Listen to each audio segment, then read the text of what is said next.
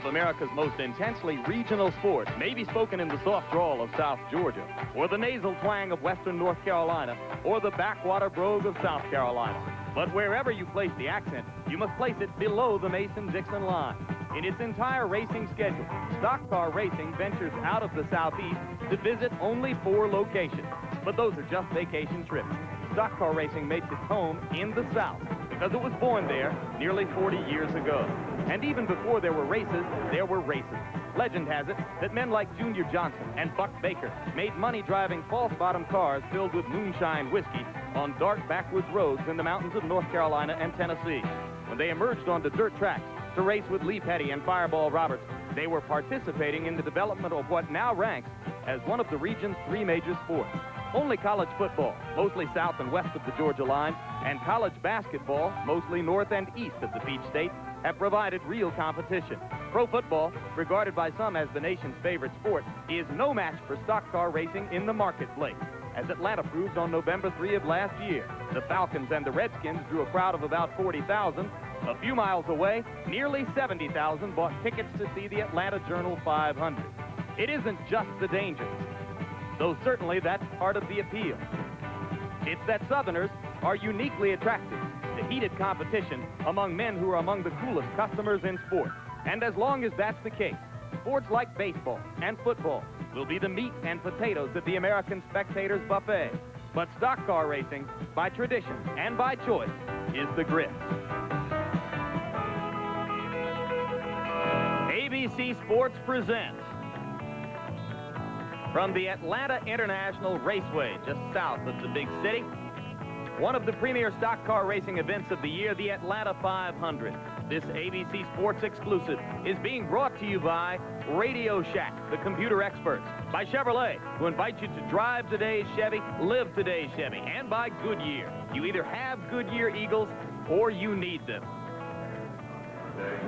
This is the Atlanta International Raceway, actually located some 20-odd miles south in Hampton, Georgia, where today the commercial and cultural capital of the New South makes one of its 2 superspeedway appearances of the year-long stock car racing schedule. The Atlanta 500 follows by exactly 1 month the Daytona 500, the race which set the tone for a season which is so far extremely unpredictable. And this race could offer some definition to the picture of a big-money sport where a lot seems to be up for grabs right now. Today, prize money of almost $500,000 available to the 42 drivers who will start this 328-lap 500-mile race. It rained for much of the latter part of this week, knocking out a lot of practice time, but today there is only a 30% chance of rain. Hello, I'm Jim Lampley. For the next 4.5 hours, the Atlanta 500 will be coming to you live via ABC Sports. You've probably noticed that the cars have just begun their pace laps on the track. This is a race which should materially advance 2 ongoing stories in the sport. Number 1, the effort of Bill Elliott, 30-year-old driver from nearby Dawsonville, Georgia, to live up to the incredible expectations he created with his dominant performance a year ago, particularly early in the 1985 season. 2, the resurgence of General Motors cars, which made significant design changes to get back into the race with Bill Elliott's Ford. And here to call the race with me is our motor racing expert, Sam Posey. Sam, we start to look for competitive edges here at Atlanta. I think you have to start with the design and configuration of the track. Yeah, which is unusual in that it has such long turns. Any driver who's ever driven this place will tell you that when you get into the turns, they seem to go on and on, almost forever. Then you get a tiny little burst on the straightaway, and you're back into another turn. So even though the lap speed here is only about 170 miles an hour, which is much less than the 205-mile-an-hour speeds at Daytona, say, this is known as a driver's track and a real challenge. Now, you know, you spoke a moment ago, the rules changes over the winter, which allowed the General Motors bodied cars to improve their aerodynamics for this season. And frankly, if qualifying here is any indication of the results, the first 4 rows, the first 4 cars, the fastest cars, are General Motors cars. It looks to me as if Ford's salad days may very well be over. It's hard to pick a favorite in a race which is going to run 500 miles because the odds against any single individual are so great. If you would pick one of those General Motors people, Dale Earnhardt. He has the pole here. He almost won Daytona a month ago. He was within an ace of getting it to happen when he ran out of gas, and he's won this race twice before. So he is a heavy favorite in my mind. All right, Sam, let's look quickly at the grid. You mentioned Earnhardt on the pole, recently disciplined by NASCAR for having judged to have forced a decisive crash toward the end of a race in Richmond with Darrell Waltrip. Next to him on the outside of row 1, Tim Richmond, second race in a row, a big early qualifying effort, and then bumped from the pole. On the inside of row 2, Morgan Shepherd in a car overseen by a master wrench named Jake Elder. Outside of him, number 10, Greg Sachs, winner of the Firecracker 400 in Daytona last July. Row 3, Bill Elliott on the inside, super speedway records in every category a year ago. Outside, the KG veteran Cale Yarborough likes this track. His handling skills could be a decisive advantage here today. Row 4, Rusty Wallace on the inside from the newest generation of stock car contenders. Outside of him, Jeff Bodine, both General Motors cars, and Bodine the winner a month ago, of course, of the Daytona 500, the first big race of this 1986 season. Row 5, Sterling Marlin on the inside says his car ran faster than Earnhardt's in testing a week ago. And outside of him, Harry Gant in a good ride furnished by Hollywood residents Burt Reynolds and Hal Needham. Row 6, Richard Petty, the king, is winless since July 4, 1984 in Daytona Beach. And outside of him, Terry Labonte won the most recent race on the circuit, a 500-miler in Rockingham, North Carolina, on March 2. Rows 7 through 9, 4 of the greatest names in the sport are there. Buddy Baker, Darrell Waltrip, Benny Parsons, Bobby Allison. Rows 10 through 12, Neil Bonnet on the inside of 10 could make it to the lead from there. A.J. Foyt won this race in 1971. Rows 13 through 15, inside row 13, Ron Bouchard is a coming talent. Pancho Carter on row 15, same man who sat on the pole at the Indy 500 last May. 16 through 18, Darrell Waltrip's brother Michael heads up row 16 on the inside, and rows 19 through 21, you see Kyle Petty, another stock car prince, got his long-awaited first win a few weeks ago at Richmond, but qualified number 38 here. And now they're getting very close to race time, Sam Posey, as we see them creeping around in formation on this last pace lap. Jim, you see them as they come out of turn 2, going down that extremely short backstretch that I mentioned. In fact, the track doesn't even really flatten out there. It still stays a little bit banked. The bank's here 24 degrees. They're headed into the third turn now, just about half a mile ahead of them before the start begins. This is our camera car inside, it's called the race cam, inside the car of Cale Yarborough, and that is the view that he sees out of his car. He looks back and he sees Jeff Bodine, who also has one of our race cams in his car. He is looking forward and sees Cale in that car on the upper right of your screen. So obviously we're looking forward to the images that we'll get from there. They're coming to take the start, Jim, at about 70 miles an hour. That's the pace that they set here coming down to the start. Okay, so our two race cams, as you saw, in the car of Cale Yarborough and Jeff Bodine. And now they take the green flag to begin the first lap of this 500-mile race, and going to the lead on the outside of row number 1 for the moment is Tim Richmond, now surrendering it temporarily to the man on the inside, number 3, Dale Earnhardt. They go down the back stretch the first time by the back grandstand. It is Richmond still with about a half car length lead, and now there goes Earnhardt on the inside of him. Dale Earnhardt has been the center of controversy in stock car racing circles in recent weeks. There is nothing that the man from Kannapolis, North Carolina would like better than to win here today. And as they finish the first lap, Earnhardt has taken a healthy lead as he begins to pull away. Clearly, Sam Posey, the quickest car in qualifying and in trials here a week ago when many of the drivers were here to test, although there are a couple of drivers who say that they think they can keep up with Earnhardt. Exactly so, and one of those is sitting right now in second place, Morgan Shepherd, in the car right behind Dale Earnhardt. You see him there, number 47, that's Morgan Shepherd, and a great start by Bill Elliott, who you see coming into the picture now in third. Bill Elliott, who won both of the races held here last year, and who has not been able to win so far this year in 4 races, is showing more speed, Jim, than he has showed at any time so far this year. They go down the back stretch again, and the leader remains Earnhardt. Morgan Shepherd there, also in the yellow and white car. The red number 9, that is Bill Elliott in third place. Those 3 cars pulling just a little bit ahead of the rest of the field. Tim Richmond, who was starting on the outside of row number 1, has now dropped back into 4th place. And here they come down the front straight to pass the front grandstand one more time. Earnhardt's superiority derives from having a car that seems to handle better very low around the racetrack. In other words, he's able to keep it what they call pinched down, very low. He takes literally a little bit shorter route around the track, and it's been very, very effective for him. It's as if their chassis has been set up all year. Despite all the changes that go on from race to race, their chassis has seemed to have an edge at each track. There, of course, is Cale Yarborough running right behind Greg Sachs. A little bit back in the pack, you see the race cam, and Greg Sachs right ahead of him there. Sachs, who won the Firecracker 400 last year in Daytona, the race that we were at.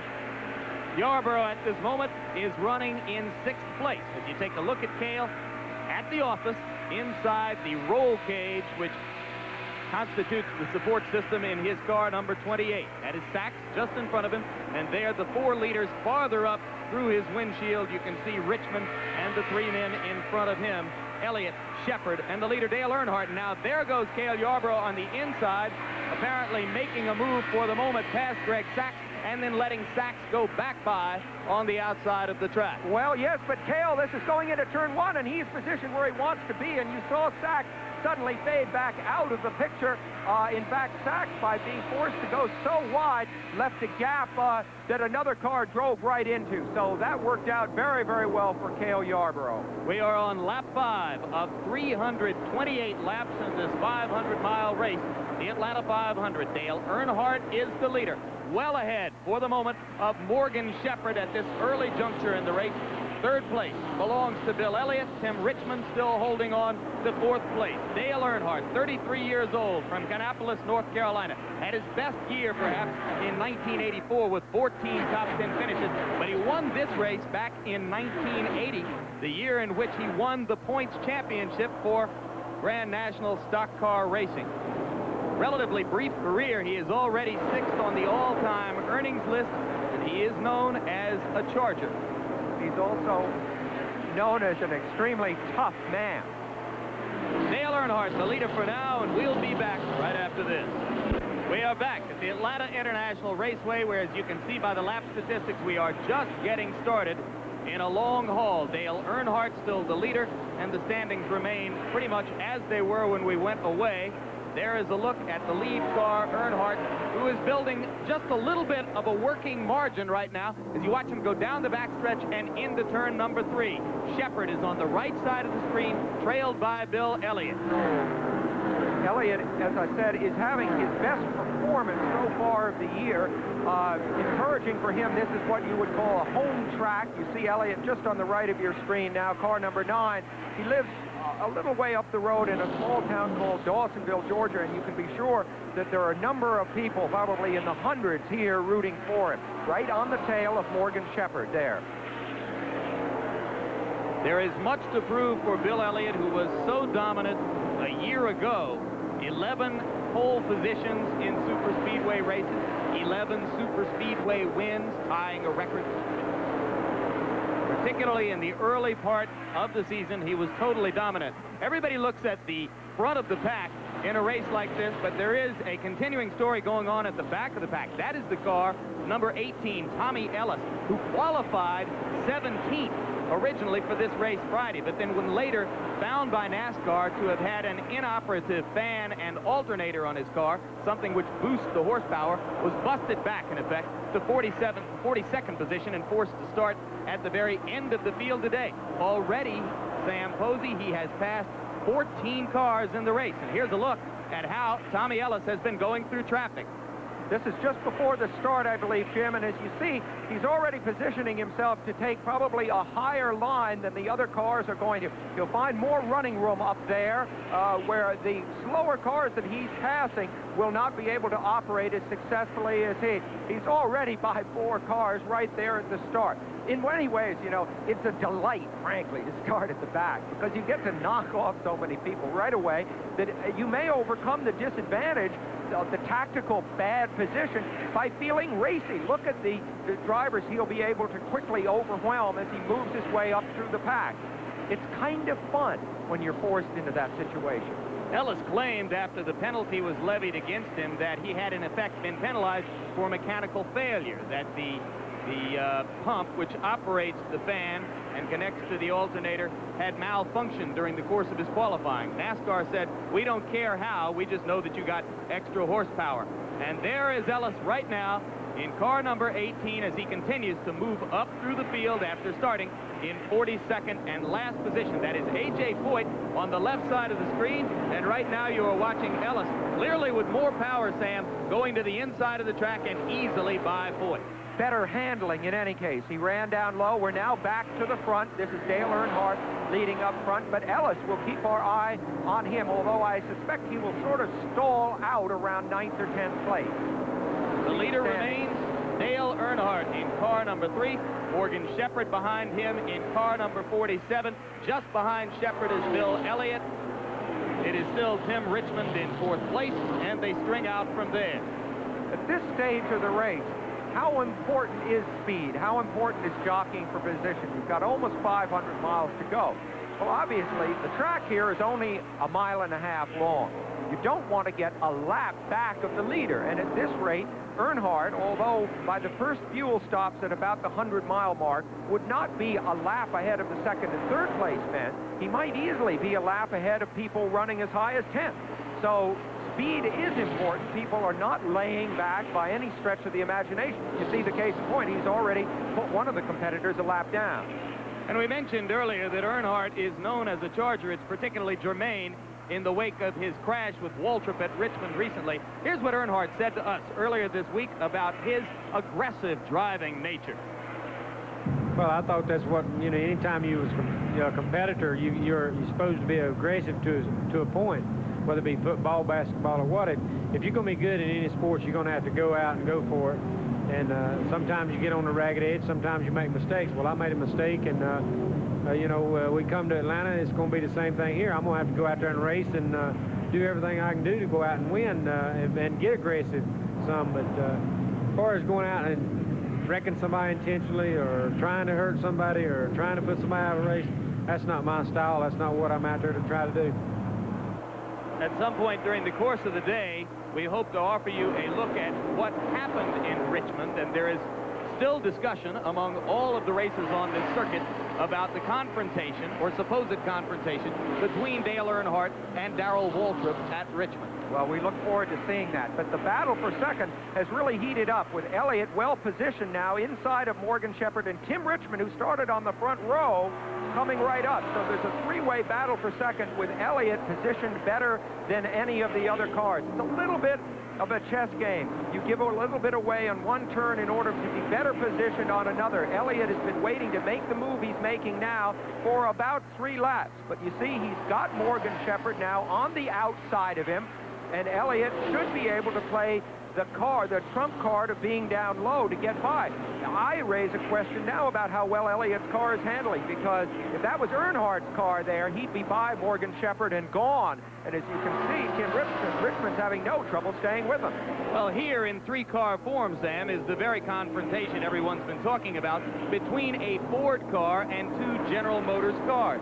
Morgan Shepherd's car, number 47, is a Buick. Tim Richmond's car, which is the 3rd car in that duel right there, is, of course, a Chevrolet. And Ford is Elliott's car, number 9, on the inside of the track. So dominant the first half of the season a year ago. This year, apparently struggling to find its footing in the early going. Well, it really is. And incidentally, as we say Ford and Chevrolet, understand they are not really Fords and Chevrolets as you buy them in the showroom, you know, and just come out here and tune them up and race them. They are pure racing cars. The chassis, the suspension, the brakes, everything is made purely for racing. And then a body that closely resembles a Ford or a Chevrolet is put over that chassis. So we're using the term Ford and Chevrolet very loosely here, and I hope everybody understands that. But there are subtle aerodynamic differences between the Ford bodies and the Chevrolet and Pontiac General Motors bodies, and they often tell the story.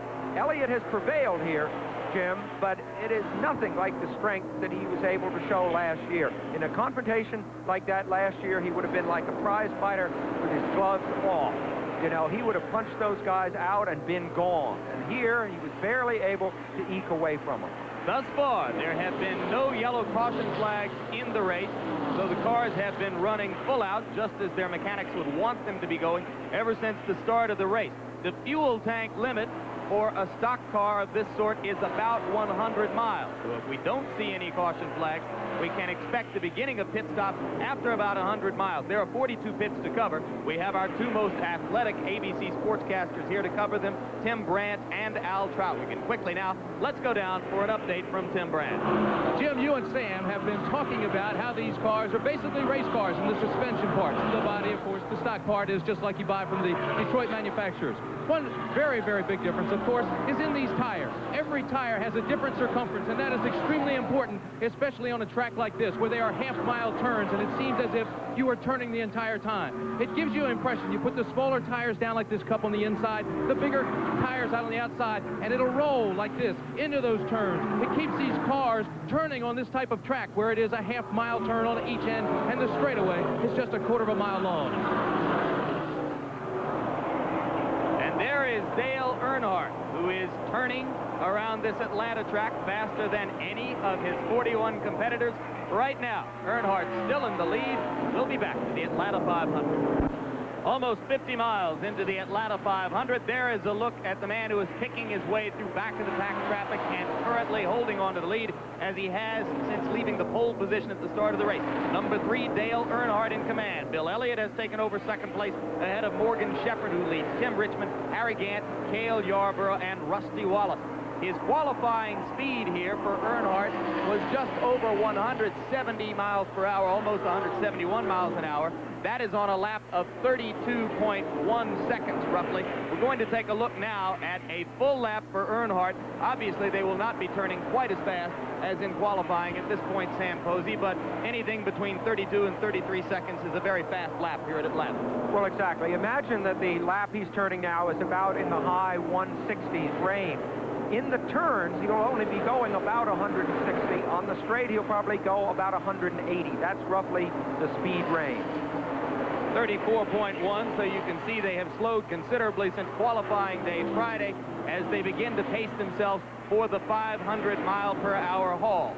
34.1 is just a little bit around 164, 165 miles per hour for Earnhardt at this moment. And right now, let's go down to our other pit reporter, Al Troutwig. Al? Jim, Sam Posey perhaps said that Bill Elliott was having some handling problems. Here's Ernie Elliott. Ernie, has Bill said anything to you about handling problems with the car? No, it's just too early to tell. You know, right now you just kind of ride out. You got to start the race on the tires you qualified on. So right now, you know, you just kind of riding everything out. You know, feeling the car out, seeing if that's a good setup to run all day. You know, checking to make sure the racetrack makes any changes or anything like that. Right now, it's just too early. Okay, thank you, Ernie. By the way, Bill Elliott's crew has more tires than any other pit. 34 tires are here, getting ready to be placed on that number 9 if they need to throughout the day. Back to you, Jim. All right, thanks, Al, and that brings up an interesting point. If Earnhardt or any other of the early leaders are able to isolate at this point in the race, Sam Posey, a set of tires that they really like, they may put them aside and save them for the late push. Well, exactly, because they know that the car is handling right with that set of tires on, and it's just like Tim Brandt showed us with the stagger, the rolling the little cup around. If you get the tires that you want, you put them aside before they're too worn down, and then you use them later when it really counts. There's a good look at Jeff Bodine, 36 years old from Chemung, New York, driving a Chevrolet in which he won the Daytona 500 at the start of this season. Many believe that this could be the year when Bodine, who has improved markedly in each year since he joined the circuit, could really explode in the way that Elliott did a year ago. And there is a look inside the car as Jeff Bodine continues his day at work in the Atlanta 500. You get some idea of the steepness of the banks, 24 degrees. You see now, Jeff Bodine, incidentally, innovated power steering. He brought power steering into NASCAR racing, so if he's making a little less physical effort than some of the others, that's part of the explanation. You see the netting beside his head there. That's so if he slams into the wall, his head won't come out of the car and hit the wall itself. If we pan across there, you get some idea of the speed. The pit's rushing by on the inside. You pick up the car that, of course, he's concentrating on the most right at the moment, the car that is pursuing him. You always have to watch your rear view mirror because you don't want to get in anyone's way. You want to understand what's going on out there on the track.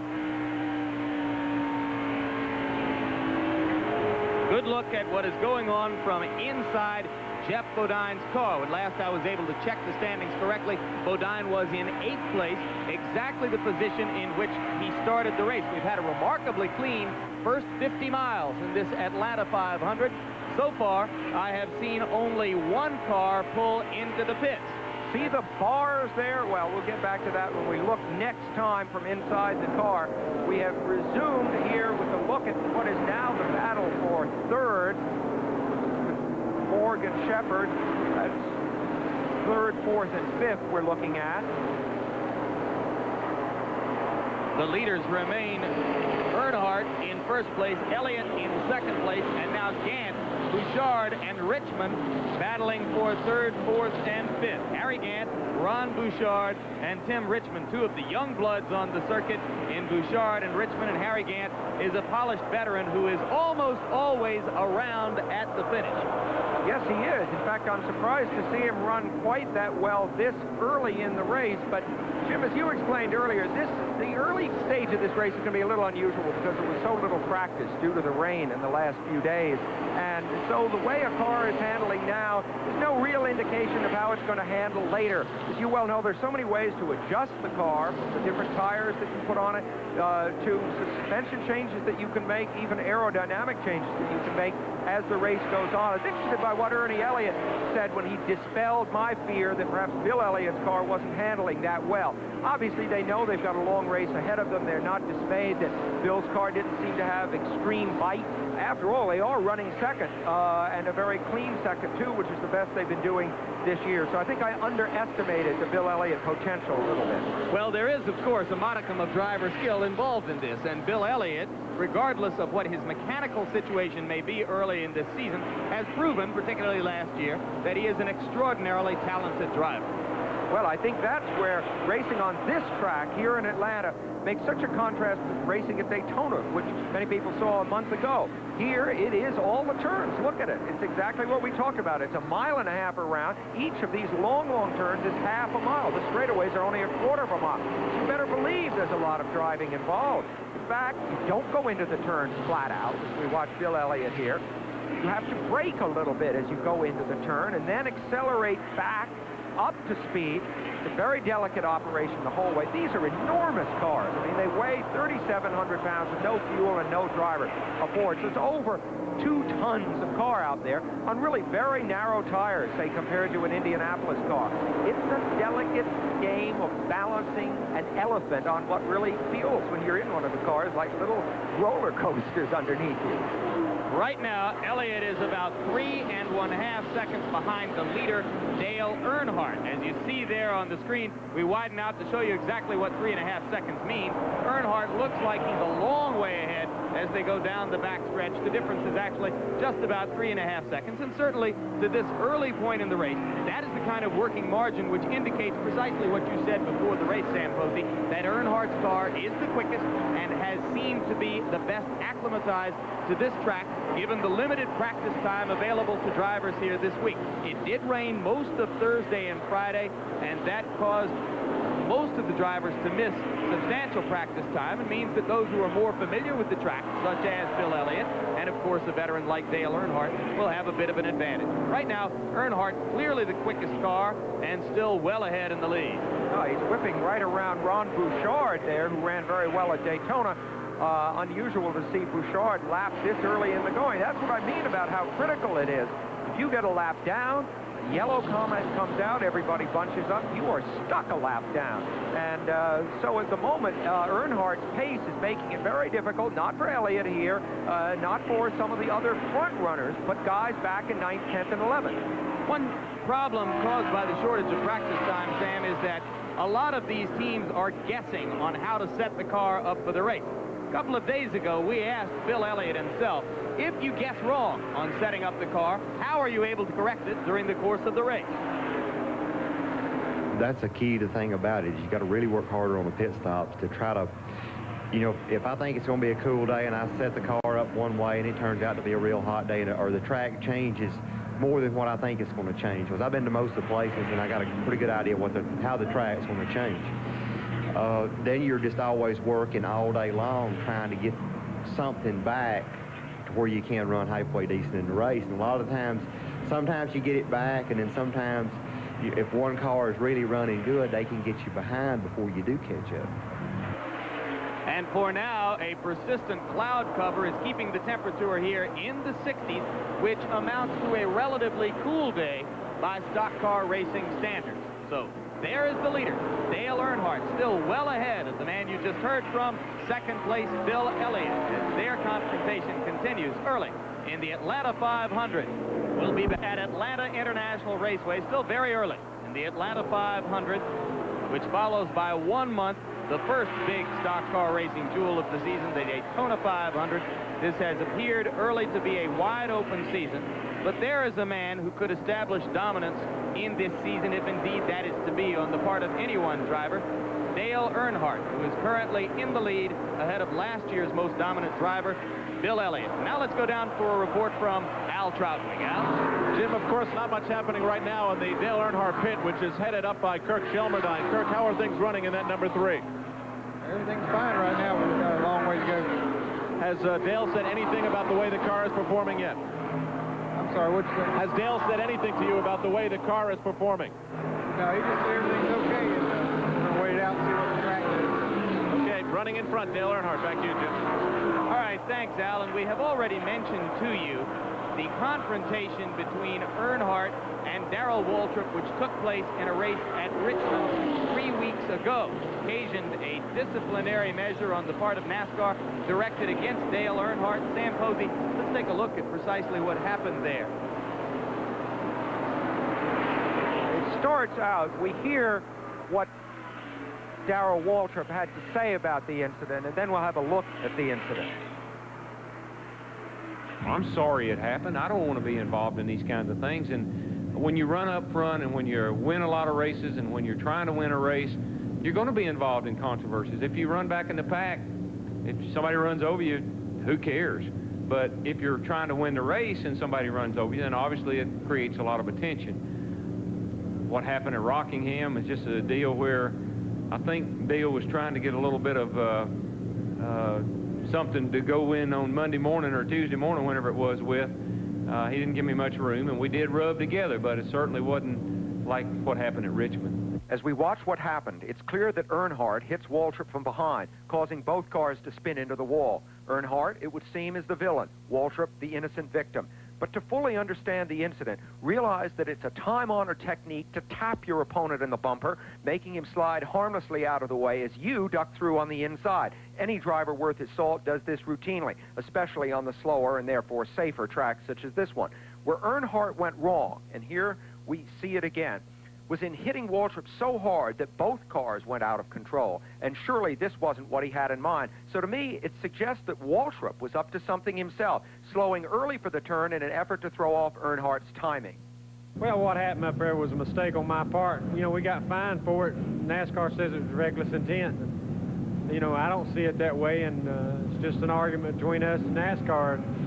You know, they rule on it, but yet they wouldn't rule on Darrell hitting us on the caution flag afterwards. So, you know, you got to take it. You signed up to join NASCAR and signed up to Interblank to run that race, and you got to run under those rules. So they're the governing body. You got to take what they give you and go on.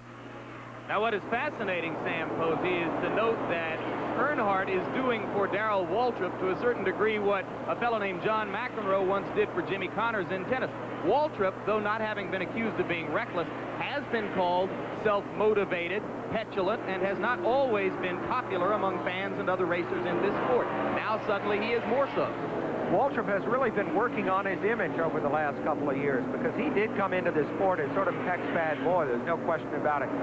Very fast-mouthed, very intelligent kind of guy. We look again at Bill Elliott running second, and I think that now that Earnhardt has shown his true stripes, which is a very tough-minded guy, who I happen, incidentally, to like enormously, he is taking some of the heat off Waltrip. Waltrip alluded to, or Earnhardt alluded to what happened right after that incident, by the way. Both cars were crumpled, and Waltrip, barely able to steer his, waited for the backstretch, took a shot, and demolished both of the cars. So it was a tit-for-tat thing, and he got even.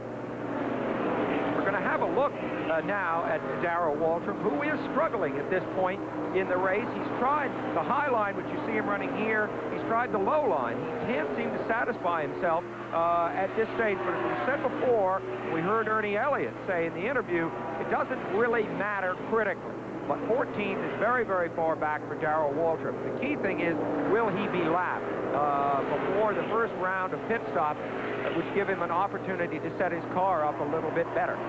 First car out of the race, Bill Parsons, number 66, has been black flagged. They're working on Parsons' car in the pits. The car appears to be mechanically sound, except that he ran over his air hose in a pit stop just before. It was an unscheduled stop. There he is. He's just leaving the pits now. There's a rule that when the air hoses are deployed out from the wall and across the track for the men changing the tires on the outside of the car, that you're not allowed to pull out of the pits until those air hoses have been folded back in.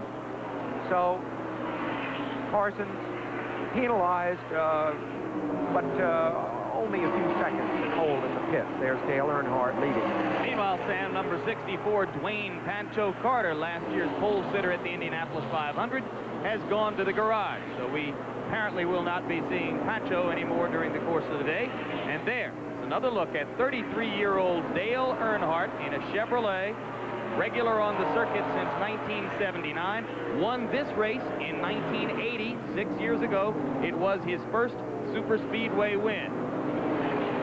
Here comes A.J. Foyt into the pits.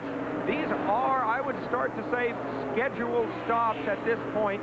Foyt's Oldsmobile-bodied car. A little fresh paint job for this year. A.J. is starting to take NASCAR racing more seriously. He knows that it's a tough road to hoe here, that he's up against champions who have highly skilled teams, an awful lot of money.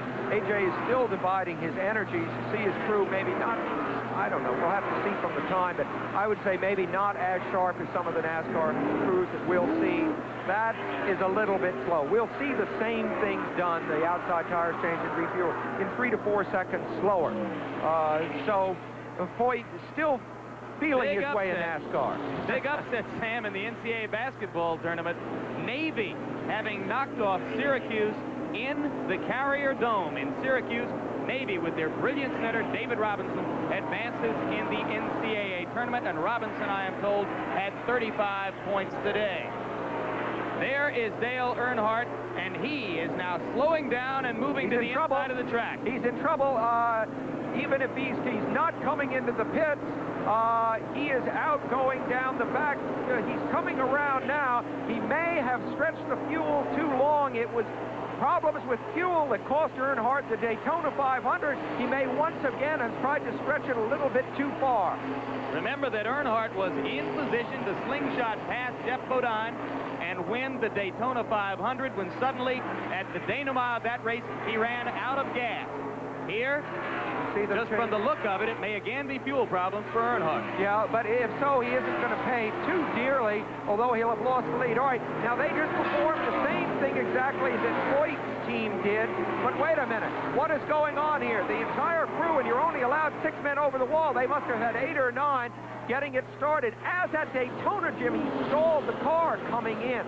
Earnhardt seems to, I'm not in the car and I don't know the circumstances, but he seems to have a habit of coming in so hot that he stalls it. Well, no. Obviously, in this case, he had run out of gas. That's why, and it was hard for them to get it started.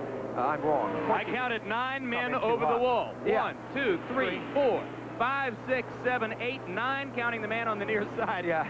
That is a gang. And what did you say? The rule is 6. Well, you're allowed 6. But what happens when you get too many? Here comes Elliott in. Is that they fine you only about $100 a man. So, whoa!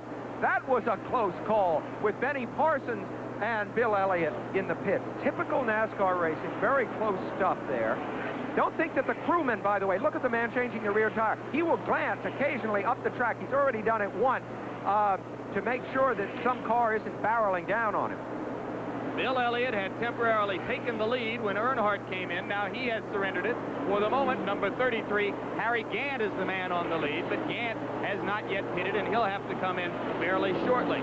Look at Elliott get back up to speed, shooting by Richmond. Let's watch as Elliott comes into the pits. We see him here. Watch his man changing that rear tire. Whoops, here we go. All right, we're going to see him come in, which he came in awfully fast.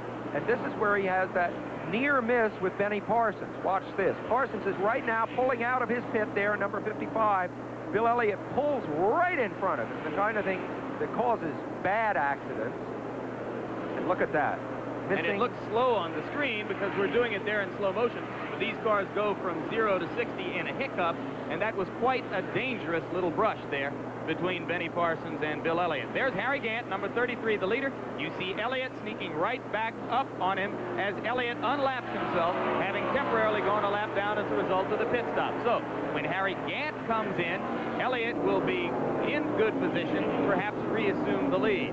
Of course, Elliott's car running exceptionally well now with those new tires on the outside. Anytime you can take on fresh tires, your car is bound to handle very well. They're cool. They give very good grip for at least 7-8 laps.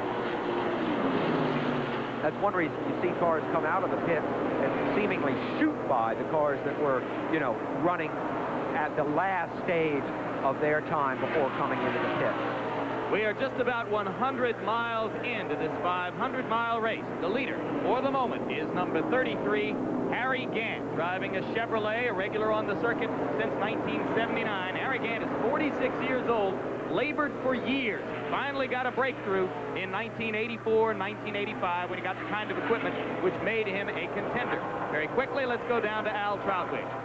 Jim, I think we may have a media blackout in the Dale Earnhardt pits. I just went up to Kirk Shelmerdine and said, Kirk, what just happened? He said, we took a pit stop. I said, I know that. Did you run out of gas? He said, no. And off went Dale Earnhardt, and it looked as though he ran out of gas from down here. But we've been unable to confirm it. So back to you, hoping to raise the blackout. Well, it would not be terribly surprising if the Earnhardt crew were getting a little bit sensitive about that particular issue. Certainly, they have not heard the last of it regarding the Daytona 500. Well, exactly. But obviously, if it was a miscalculation, it was a small one. I don't think it's really hurt them that much in this particular incident. What would make me concerned if I was their pit crew, and they really have run out of gas, is that they must be consuming more gas, by and large, than the other cars out there who were able to go further. We saw Elliott go around with no trouble and come in. We saw some of the other leaders able to keep going. That could be a severe tactical disadvantage later in the race, and that's something I'd be concerned about. It may be, as we see Harry Gant come into the pit here, that some of Earnhardt's speed, Jim, is a result of pulling what they call a tighter gear. He may be revving his engine up more, which is a reason that he would get worse gas mileage. Just a lot of supposition at this stage, but such are some of the elements of strategy that these crew chiefs have to play with as the race drags along. Very quick pit stop for Gant, who is now out, and there's a look at number 47, Morgan Shepherd, who in Gant's pit stop has assumed the lead on the track. But again, Shepherd has not yet pitted, so he'll be going in very shortly. But for right now, Morgan Shepherd is the leader, a little bit beyond 1/5 of the way into the Atlanta 500 stock car race. Back at Atlanta International Raceway, the pit stop still continuing just past the 100-mile mark of this 500-mile Atlanta 500. And the leader for the moment is 29-year-old Rusty Wallace of Greensboro, North Carolina, who in 1980, driving a car outfitted by Roger Penske, finished a surprise second in this race, but then never really had a regular ride on the stock car racing circuit until 1984. For the moment, he is enjoying a brief visit to the sunlight. And there is number 15, Ricky Rudd. We are told that Wallace has come in for the pit stop. And so at the moment, officials here are identifying that man, Ricky Rudd, in a Ford as the leader in the race. Rudd out of Chesapeake, Virginia, the Rookie of the Year 8 years ago. Finished 4th here last year and is always in the hunt for top dollar in stock car racing as he has emerged in recent years to become a growing force. So it is Rudd, Gant, Tim Richmond, and number 9, Bill Elliott, the 4 leaders on lap 73 of 328 laps in this race. Ricky Rudd is also a man with an inquiring mind, and he's become interested in aviation. He's a pilot, very good one, and he hopes in the next couple of weeks to make a landing on an aircraft carrier, an F-18, not as the pilot, but as a passenger. He's undergone some survival training. What would happen, in other words, if the plane didn't make it onto the deck of the carrier but went into the water? He's learned to swim with a pack and all this gear on without sinking. And he's a fascinating guy whose mind ranges well beyond racing into other areas. Driving in a car outfitted by Bud Moore, who is one of the half dozen or so top car owners in the long history of the sport. And there's a look at Cale Yarborough picking his way through traffic. We remind you, we have 2 race cameras in 2 cars here. One of them, Jeff Bodine's car, number 5, and the other, as you can see there, in the cockpit of Cale Yarborough. There are actually 2 cameras, one which can face forward or backward or in any direction in the cockpit from behind Yarborough's shoulder, and that smaller camera, which you see faces directly up at Cale to give us an idea of what the driver's doing. All right, have a look there. Again, we were going to have a look at the windshield and see those bars, see them on the rear window there, that keep the glass, should it break or shatter in any way, falling in on the driver. Remember, the speeds here are enormous. The loading aerodynamically on that windshield is enormous. You see his range of instruments, the one with the red needle on it on the extreme left, just under his hand, is the tachometer, which is his indication of his relative speed at any given moment. Remember, these cars do not have speedometers in them. To the right of the tachometer, you see an instrument that is his oil pressure gauge. To the left, it's his water temperature gauge. Those are his 2 most critical gauges right by the tachometer. As we look to the right, the next gauge is the oil temperature, which shouldn't run more than 240. He's running cool right now, very cool. All his instruments look good. And the one that's flickering a little bit right there just off of his arm is the fuel pressure gauge. Running looks like about 5 pounds. That's plenty. It's when it starts to really flicker and sweep up and down that you know you're in trouble. Right now, Cale Yarborough, all of his instrumentation looks very, very good. Looks like a busy man in that cockpit, though, doesn't he? He, too, has power steering. You see him going into turn 1. He has just lifted off a little, used the brake. Here's where he's trying to get back on the throttle. Right about here as he comes down, can you hear him start to pick it up a little as he sweeps back out toward the turn? By the way, Cale has the best batting average, so to speak, here in Atlanta of any driver. So here's a man psychologically very at home. You see that undulating line on the inside. To a driver, that means everything. He's positioning his car relative to that line, and he knows within 6 inches whether he's got the car exactly where he wants it or not. 180 miles an hour there, and back to the leader, Ricky Rudd, with Ron Bouchard just outside of him there. Yarborough is driving a Ford, as is Ricky Rudd, number 15, there on your screen. These cars are, as Sam Posey has already pointed out, dramatically different from the Fords, Chevrolets, Pontiacs, etc., which you would buy at your local car lot. In fact, so different that we put together a small feature report on some of the differences you might be facing if you're looking for one of these Fords or Chevys. Well, last year, Fords dominated most of the major speedways. At least one of the Fords dominated the big speedways, and that was Bill Elliott. Our cars ran awfully well, not quite. We didn't have the success that he had, but we were able to win during 1985. 1986 looks like a little bit different deal. I think NASCAR came in and they looked at last year's season and they felt like they needed a rule change to try to get the General Motors more competitive on the big track. And I imagine it's a very difficult situation for them, you know, trying to find a fine line to make all the manufacturers happy. And last year it looked like Ford was going pretty good, and they made a rule change, allowed the new body styles to be run this year, and now all of a sudden it looks like it swung the other way. It's gone 180 degrees the other direction. It looks like the GM cars now have the advantage. So I guess we'll just have to sit tight and hope that NASCAR tries to even things back up a little bit. And I imagine a lot of it will probably be determined at Atlanta this weekend, how the Fords shape up against the GM cars. That manufacturer's confrontation was embodied early in the race, as you saw, between Dale Earnhardt and Bill Elliott, who was in second place. Earnhardt in a GM car, Elliott, who is, of course, the flagship car for Ford Motor Company. Right now, Ricky Rudd motors on in his Ford, and we'll be back. back at the Atlanta International Raceway, where for the moment a yellow flag is out. You are looking at car number 4, Rick Wilson. Recently had a small tussle with the wall, and now Wilson is back out on the track, Sam Posey. This is what you would call turn 4. It's the end of the second long turn. As you can see, he hits the wall reasonably hard, but I guess he doesn't hit it. He must have just grazed it. I was going to say that there's reinforcing tubes of steel behind those front bumpers, so you can actually hit the wall substantially and still be able to continue. Evidently, he didn't hit it at all. Terrific driving there. He visited the pits briefly and then went back out onto the track. So there you can see Wilson in car number 4 as he continues on his way after that brief brush with danger here at the Atlanta International Raceway. We are just past 100 miles into a 500-mile race, Sam. Let me suggest that maybe 2 significant things have happened so far. Number 1, in the early laps, Dale Earnhardt seemed to prove what everyone suspected, which was that his car is superior for the moment on this track. Number 2, if we get our guess right, he ran out of gas again.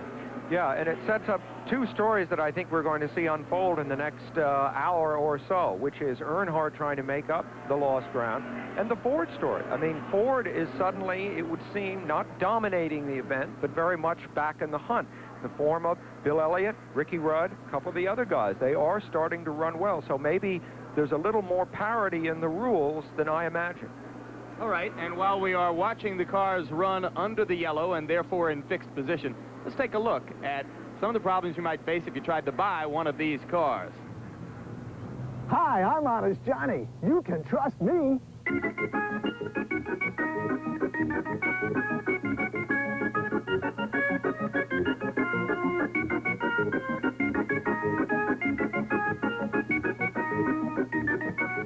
Howdy. Welcome to Honest Johnny's previously owned automobiles. I'm Honest Johnny, and you are? Sam Posey, and this lovely lady is your sister. actually, that's my grandmother. You see, I just recently bought this 1986 Pontiac 2+2, and she'd like to have one exactly like it to drive to church on Sunday. Trouble is, we can't afford another new car. We'd like a used one. Do you have one like it? Honest Johnny has the finest selection of quality low-mileage discount cars anywhere. In fact, right here, Mr. Posey, a 1986 Pontiac 2+2 at rock-bottom prices. $85,000. Honest, Johnny, we can't afford to buy this car. You can't afford not to buy this car. Consider some of the features on this fine automobile. Features you may not have to enjoy on your own car, Mr. Posey. Ah, Grandma.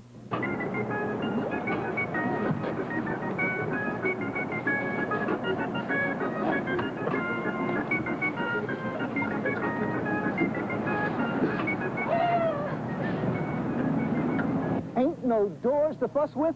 These are welded shut, can't fly open by accident. How's she run, Honest Johnny? This fine car can attain speeds up to 200 miles per hour. 200 miles an hour? She only needs to drive it to church. But you don't want her to be late now, do you, Mr. Posey? Of course not. Now, with this 650 horsepower engine... 650 horsepower. I bet it doesn't get very good mileage. Mileage? 4 miles to the gallon. But you don't have to worry about that. With a good pit crew, you can fill her up in under 14 seconds. Trust me. It doesn't look very safe. Safe? Just look at that roll bar over there and all this seatbelt stuff, just like in an airplane. Good, put it on. And you know what else? The gas tank has a lining of thick rubber so that no matter how hard you crash this thing, the tank won't split open and cause a messy fire. The seat looks... Orthopedic. Orthopedic, that's right, Mr. Posey. And this baby don't need no key. It starts with this switch here, see? And with no side windows, you've got our all-natural 2+200 ventilating system. 2 open windows, 200 miles an hour. Hey, disc brakes, 4 on the floor, 2-tone paint job. Matches her eyes. I like it, Sammy. Ain't no muffler to rust out neither. Oh, Grandma!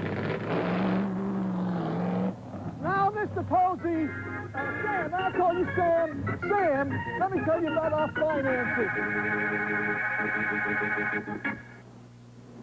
Look, Jim, there's Grandma now. I think she's been doing pretty well in the race so far. Yeah, and let me tell you about their financing. Yeah, of course, that's Ron Bouchard, and we really thank him and his team for lending us the car. You know, it points up, I think, the fact, as we see Tim Richmond, the leader under yellow, that one of the reasons NASCAR has been so successful through the years is that people really are willing almost to believe that the stock car is similar to the street car, while in fact they are not similar at all. One of the noteworthy characteristics of stock car racing, they bunch up under the yellow flag. So we will have a whole new competition when we come back. At a 500 live, we remain under the yellow flag. You can see that we are on lap 92 of 328, so that we are well more than a quarter into the race. Tim Richmond is listed as the leader for the moment, with Benny Parsons in second place. There is apparently some discussion of the scoring going on right now, but for the time being, Richmond is the first place driver, Benny Parsons in second place, Cale Yarborough third. Now let's take a look at what is happening in the NCAA basketball tournament. You can see that Alabama has shaded Illinois in the big upset already today. Navy beat Syracuse in the Carrier Dome in Syracuse, and David Robinson, the brilliant Navy center, regarded by some as the best pivot man in the country, 35 points, 9 rebounds, 8 blocked shots. Out of the race so far here in Atlanta, Pancho Carter, last year's Indy 500 pole sitter, out on lap 26 with an engine problem. Joe Ruttman, another USAC driver in the past, in his background, out on lap 40. Phil Parsons, whose father, Benny Parsons, is now in second place, ran over an air hose on lap 53, and Jimmy Means is out as of lap 87 after having briefly touched the wall. Let's think about what this yellow and when it came out means to the structure of the race. It was obviously a great break for Dale Earnhardt, because he is now only a little bit behind the actual leader, and when he is able to unleash that superior speed, if he still has it after his pit stop, the job of closing up on the leader will be easier than it was. Cale Yarborough has benefited considerably also. He was further back by far than this, and he, after the pit stop, had seemed to get going. So we may see Cale coming very much to the fore, and will of course be riding with him. Tim Richmond is getting a chance to rest, which is very important for him because he's driving injured. At Daytona, in one of the qualifying races, you see Richmond there right behind the pace car. He hurt his neck and back very badly, and he has not returned to full fitness yet. And he has one of the most varied backgrounds in the race, Sam. You know, he was Indianapolis 500 Rookie of the Year back in 1980 before moving into NASCAR racing. And he told us a little earlier about the inferiority complex he experienced when first moving to this form of racing. Well, I came from sprint cars and super modifieds, Indianapolis cars, then to stock cars, and it was, you know, it was an adjustment that I did think was inferior to actors, to a lot of people. It almost, you know, I don't want the people of my sport or our sport to take this wrong, but I did feel a little inferior, or maybe a little embarrassed. Why, I don't know. Okay. That was my problem and not everybody else's, and now it's just the other way. You know, I'm not better than anybody else, but I darn sure do something that's all right, that I feel is okay in my book, and I hope it's okay in everybody else's, because driving a Chevrolet with Folgers coffee on the side of it and Exxon motor oil, and those aren't plugs, but that's America, you know. That is, you know, and I'm an American racing in America. You know, that is cool. That's 200-mile-an-hour knee, you know. And they are still under the yellow flag as the man who is cool, Tim Richmond, remains in first place. Now there, lurking close to the lead, is Cale Yarborough, and during yellow flags, when given permission, Sam Posey has the option of talking to a driver in that situation. Sam, let's see if you can get through to Cale. Cale, this is Sam Posey. Can you hear me?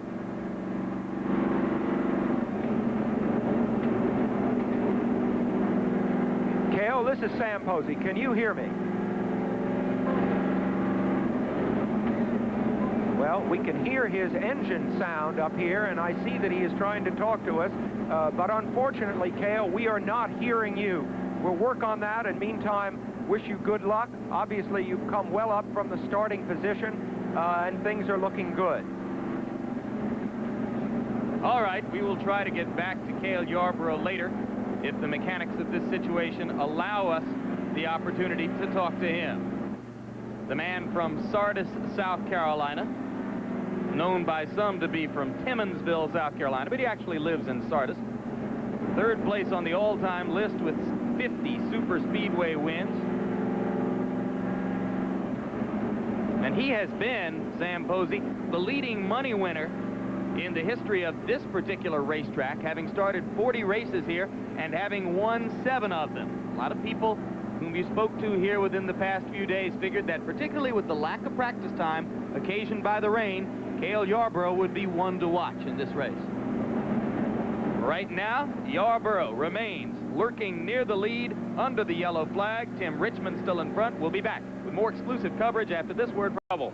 We are back at Atlanta International Raceway, and the reason for this extremely long yellow flag is a clarification necessary in the scoring. We have been telling you all along that Tim Richmond is the leader under the yellow because he appears at the front of the formation, but in fact, Tim Richmond, the man behind him, Benny Parsons, and Cale Yarborough, the apparent third-place car, dropped a lap because they pitted earlier, so they should be at the tail end of this formation and not at the beginning of it. The leader, in effect, is the man in the 4th car in formation there, number 33, Harry Gant. Now, for more on this, we're going to go down to Tim Brandt, who I believe is in Tim Richmond's pit. Tim? That is correct, Jim. I am down here with Harry Hyde, who has been talking to this NASCAR official here for the last 10 minutes. What they're doing is they're going over every lap of the race, trying to find out where Tim Richmond was. They say they pitted too early. They came in before the car actually went out. The yellow car, the yellow flag went out. They said Tim Richmond came in. What Harry Hyde is saying is that they came in the same time. They outraced number 9 coming back out. They were the leader going in. They said they should be the leader coming out. They should not be penalized a lap. But while this confusion takes place and while NASCAR tries to work out who, in fact, is the official, and we are trying to find out word right now, NASCAR official is getting some word from upstairs. Harry Hyde, of course, anxiously waiting. He said he's never seen this in NASCAR racing. They went around the pace car. Which car, Harry?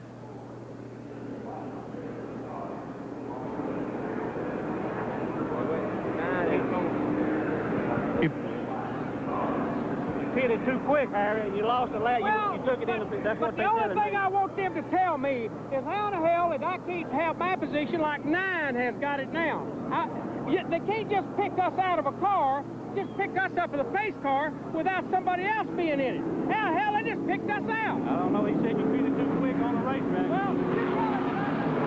Well, it is. The pace car was out there, and them guys went around the pace car, and we did.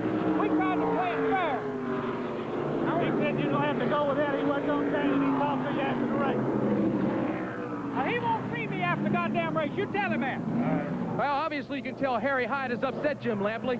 He is very, very confused. Let me try to get Harry down here. Harry, of course, trying to get Tim Richmond, trying to update him on the situation. Huh? That ain't right. Well, I know it ain't, Harry, but it's one up here. Harry, what did they tell you? What did they tell you? I don't know. I don't know. I don't know. Obviously, he's upset. Obviously, he says he doesn't agree with what NASCAR officials have said. He said he was the leader coming in. He did not pit too early, and he should be the leader going out. What NASCAR is saying, and it is going to be definitive, I understand here shortly, is that Tim Richmond will, in fact, be penalized a lap. Jim? Thank you, Tim, and this raises a rather ticklish question, I think, Sam Posey. In this system, which allows cars to bunch up under the yellow and where many drivers will seek an advantage where they see an opportunity to gain one, is it too difficult or too ambiguous, the officiating of these races, Sam Posey? The errors are made as we see the green being taken and Richmond go on his way now.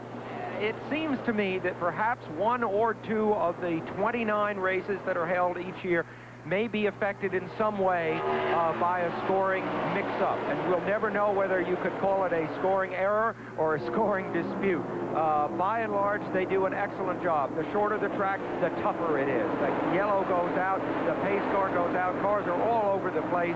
And I think until some kind of electronic scoring is instituted, which they are reasonably reluctant to do because of the expense and possible big problems that you can have with that, this system may be the best that you can have. But all the officials say at the end of a race to those who seem to lose out is, hey, maybe the cards will come up a little bit different the next time. When you saw Harry Hyde and Tim Richmond's pit, certainly they are the crew which believes it has been most penalized by the scoring decision here. And there's the immediate beneficiary. 46-year-old Harry Gant in car number 3 is, for the moment, the leader in the Atlanta 500. We are now timing 1 full lap for Harry Gant. The race speed had been relatively high because of a relatively clean first 100 miles here. But now, as a result of that long yellow flag, the average speed is going to be brought down considerably. 1 year ago, in winning this race, Bill Elliott averaged just over 140 miles per hour for the 500-mile distance. 33.6. But the interesting thing about that lap speed is that it is faster than Dale Earnhardt's speed of 34.1, which was in the mid-160s that we saw earlier in the race before there were any green flags at all. So, in fact, Harry Gant is moving extremely quickly right now. Close to 164 miles per hour was the average speed on that lap for Harry Gant. All right, now you see Dale Earnhardt right behind him, and we see somebody we haven't looked at all day. Richard Petty has moved his way up to 5th. We speak, of course, of drivers who are legends, and also we speak of drivers who are, like Tim Richmond, driving injured. Richard Petty had a bad accident at Daytona just a month ago, separated his shoulder. He's back. He seems to be all right, and it is terrific to see him in 5th. And it's interesting that the King would suddenly emerge into 5th place after that long yellow flag and the dispute in scoring. Certainly, I'm not suggesting that he cuts corners, but if there's any man who knows the intricacies of officiating and scoring in NASCAR races and how to gain an advantage therefrom, it is Richard Petty, who for the moment has pulled into 5th place. There are the 1st, 2nd, 3rd place drivers on your screen. Harry Gant, at the left of the screen, is the man in 1st place. Morgan Shepherd trying to get to the inside of the track to move into 2nd place. Outside of him, Dale Earnhardt stepping on the gas and pulling just a little bit ahead. And we'll be able to watch now to see if Earnhardt's car is handling as advantageously as it seemed to be early in the race when he was able to pull away from the 2nd place car while leading after having the pole position at the start. Well, we're not going to have to wait for the answer. It isn't handling as well, because earlier, remember, Morgan Shepherd, who was running 2nd, fell steadily back as Dale Earnhardt just pulled away. So it may be, and we talk so much about how these cars change from pit stop to pit stop, depending on a set of tires they have on board, depending on the way their chassis is set. It just may be that at this point, Dale Earnhardt's chassis is not quite the commanding chassis that it was in the early part of the game. On the other hand, it could be he's playing a little bit of a waiting game, anxious to conserve fuel. We see Bill Elliott starting to stalk the 3 leaders. Elliott now in 4th on the right of your screen. There are a number of people, and I'm surprised, Jim, at this deep point in the race at, well over 100 miles, at how many cars are in contention to win this race. What do you think of that? Usually, well, I think you 3 should or 4. point out one statistic which has not yet emerged in this telecast, though certainly we expected it to be in earlier. You go back to last year and look at the last 9 stock car races on this circuit. There have been 9 different winners. I don't know if there's ever been any brief period of time in the history of the sport when things have been quite so wide open. And, considered, here you see the standings now with Dale. Oh, those are the winners of the last 9 races. 9 races, 9 different winners going back to last year. And, it becomes a statistical issue. How do you add to that list without repeating one of the people on that list? How do you get a 10th guy? I mean, it's really tough. You're looking there in the 9 winners at roughly 2/3 of the people in NASCAR that can win one of these events. Well, I can tell you two names that don't appear on the list. One is a very angry Tim Richmond at this moment, and the other is Richard Petty, who has not won a race since July 4, 1984, when he won the 200th race of his long and illustrious career.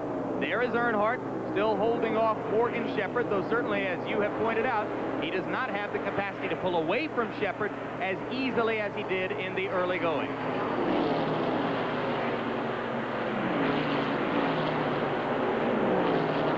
Leaders coming out of turn 2, setting out down this extremely short back stretch.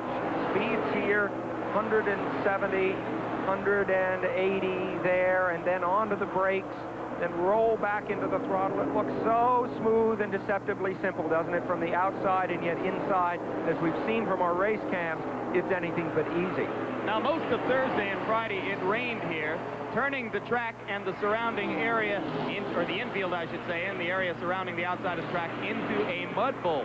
Then the skies cleared yesterday, and we apparently had advantageous weather coming into today's proceedings. But shortly before the race, officials began to worry about the prospect of rain, and I now must point out that a very large dark cloud has emerged to cover the entire track. There is not a glimmer of sunlight to be seen.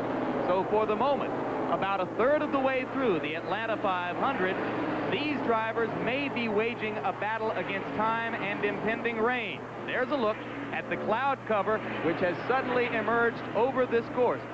Crowd of the customary 70,000 or so stock car racing enthusiasts gathered here for this big race. They have come from all over the Southeast. You can see license plates just as numerous from Florida and Alabama and North Carolina and Tennessee as those from Georgia. And right now, they are watching Harry Gant in third place, Bill Elliott in fourth place, in first place, Dale Earnhardt, behind him, Morgan Shepherd. For the Atlanta 500, and this ABC Sports exclusive is being brought to you by Goodyear. You either have Goodyear Eagles or you need them. By Radio Shack, the computer experts. And by Denorex Shampoo, help stop dandruff itch with an extra relief medicine, Denorex. We are just beyond 1/3 of the way into this 500-mile race. There are the standings as of the moment. Earnhardt, Shepherd, Gant, Bill Elliott in fourth place, Richard Petty lurking in fifth. Darrell Waltrip has moved up into sixth place. Terry Labonte, who won the most recent race on the circuit and won the pole there at Rockingham, North Carolina 2 weeks ago, has now also moved up among the contenders. There is a good look at Dale Earnhardt. You also can feel, I think, the cloudy skies and the sense of impending rain which has suddenly gripped this area. And Sam Posey, what is the issue involving rain, and is it any incentive to Earnhardt to try to stay there on the lead? Well, of course, what happens when the rains come is that these cars are running on tires that are slick. They just cannot run even on a substantially damp track on the tires that they have. So this cloud can become a very real strategic issue. A race is an official race if it goes half distance. So obviously we're close enough to half distance that I think they could go from here to their next pit stops, I mean, without having to make a pit stop and still stretch it to half distance. So in a sense, we're looking at a race right now, which the drivers, the lead drivers may very well regard as being a race to the moment that it rains, rather than 1/3 of the way through a 500-mile race. So if you wanted to hang back, if you wanted to change your chassis and wait for another pit stop, you may have to say to yourself, it's too late. I don't have that luxury. There's too strong a possibility of rain. Now, of course, it can rain, dampen the track, will go to yellow, they'll dry the track off, and the race will resume. That's another possibility. But if it's a real cloudburst, the race could end quite quickly. The key lap to remember, the halfway mark, is lap 164. We're still more than 40 laps short of that point, as we are on lap 117 of 328. So there are 47 laps still to go to the halfway point of the race. And now, as you continue to look at the leader, Dale Earnhardt, let's go down to Al Trautwig in the pits. All right, Jim, I'm with Travis Carter, the crew chief of the Harry Gant car. Travis, you have the lead, and then suddenly Dale Earnhardt and Morgan Shepherd blew by your car. Does your car have the strength to keep up with the leader? Well, I think, you know, at this point in the race, we're still going to have to make a couple of adjustments. Everything was pretty good when the race started. The car was a little bit tight, seemed to work real well, but right now, with the last tires we put on, the car's pushing the front end a little too much. That's a problem for him now. We'll have to adjust the tire stagger a little bit and hopefully work that out. If we can get it back to about a neutral condition, we'll be in real good shape. All right, plenty of time to make a move. Let's go up pit road to Tim Brandt. Tim?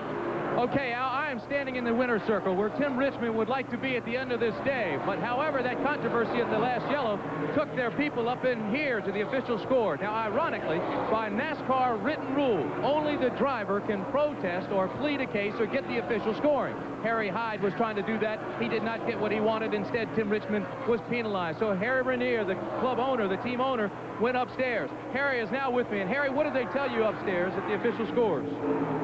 The only explanation I can give you is what they gave me. When I went to ask NASCAR about putting us a lap down, all they could tell me was that we pitted too quick when the caution come out. We're sitting right there in our pit beside the caution car. If we pitted too quick, then we've been a lap down every time we've ever pitted this season then. But talking to Harry Hyde and your lap charters on their side, they charted every lap and they had Tim in the lead. That's exactly right. We were on the same lap with the front cars. In fact, we were probably running third at the time. I think the other two cars, the 25 and the 55 car, was in front of us. We were probably third at the time. Will there be a protest filed at the end of the race? Well, actually, we're going to have to go back and count after the race is over. But, yes, sir, I will find out the truth after the race is over. Okay, Harry, thanks for stopping by. Jim, that's the story down here on the Tim Richmond situation. That, of course, was Harry Ranier. Not Harry Hyde, as we were confused. Harry Hyde is involved with the Tim Richmond car. Harry Ranier with Cale Yarborough's car, which it looks as if suffered exactly the same fate that Tim Richmond did. So here are two men, as it happens, both car owners, both with the same name, both with drivers who have been penalized in a way that they think is unfair. Tough situation. There is the leader, Dale Earnhardt, with a lot to drive for today. Second place belongs to Morgan Shepherd. Bill Elliott is third. Harry Gant is fourth. Just to recap, in case you were not with us at the beginning of the day, Dale Earnhardt is the man who was penalized recently by NASCAR for what they viewed as his role in fostering a late lap crash with Darrell Waltrip at Richmond, which helped to decide that race. Earnhardt didn't feel he should have been penalized. NASCAR made quite a public show of penalizing him for that incident, so he has quite an incentive to come back and try to win today. There is the car number 5, Jeff Bodine, winner at the Daytona 500 earlier this year, and there's a look from the race camera, which we have placed inside of Bodine's car, at Harry Gant's car, right on his rear bumper. Here is a look right out the back of Jeff Bodine's car, and you can see the psychological effect of looking in your rearview mirror, Tim, because these cars run really close and they loom up very big. And you have to assess what kind of competitor you have behind you. Is he a Dale Earnhardt that might give you a tap, an aggressive driver like a Darrell Waltrip? Or is he a gentleman like Harry Gant, for example? Thoughts like that doubtless are going through Jeff Bodine's mind even as we see him driving. In fact, you saw him glance at the rearview mirror. He's very aware of who's behind him. It will affect somewhat the line he takes through the corners. It will become a little bit more defensive. You drive differently with somebody behind you than you do without. Some drivers are known to prefer a low line toward the inside of the track. Some, like Richard Petty, are known to take an extremely high line toward the outside more frequently. You watch for that tendency, as Sam Posey pointed out in the rearview mirror. And Sam, we have made a great deal of drafting in all automobile racing. It's worth mentioning again for any of the viewers who are not familiar with stock car racing. These cars are traveling sometimes at speeds very close to 200 miles per hour, and the margin of difference between the two cars is just as small as it appears there, only a few feet. Yes, and this shot perfectly illustrates the turbulent air that comes off the back of a Grand National stock car. Look at that hood rippling. You see now, if Harry Gant was running in clear air, the hood would not be rippling like that, but such is the turbulence coming off the back of Jeff Bodine's car that you can see it imploding along the top of that hood. A terrific shot, by the way. It shows you how thin the hoods are, and every now and then a team will stay up all night and, oh, here we go for the pass. All right, he's gotten inside of him. That is not what you might think a good example of drafting. That is merely a tactical maneuver of pulling down inside. He's been running in the draft the whole time, but he wasn't able to use his momentum, as you can see, to get by. He merely pulled down inside and was better positioned. Now watch Jeff Bodine as Harry cuts across the front, he'll have to do quite a lot of steering because suddenly the balance of the car will be different. The front of Jeff's car will now not attack as well down into the turns. If we can get a look at his arms steering that car, we will see that he's having to turn the wheel more than he did before. And Sam, we got to look at how dirty Bodine's windshield appeared to be. It certainly did not appear, given this shot, that Bodine has maximum visibility as he goes around the track. No, he doesn't. Of course, you do sense the racetrack, and I wouldn't be surprised if our camera was exaggerating that effect a little bit. But again, it's another luck factor in racing. You can be going along and just doing everything right and happen to have the bad luck to follow a car whose engine blows and makes your windshield dirty. Of course, it can be fixed at the pit stop. Continue to press down toward the halfway point of a race, which momentarily appeared to be threatened by rain. Now the dark cloud seems to be moving over, at least for the moment. We keep a look on the clouds as we do on the leader. Number 3, Dale Earnhardt.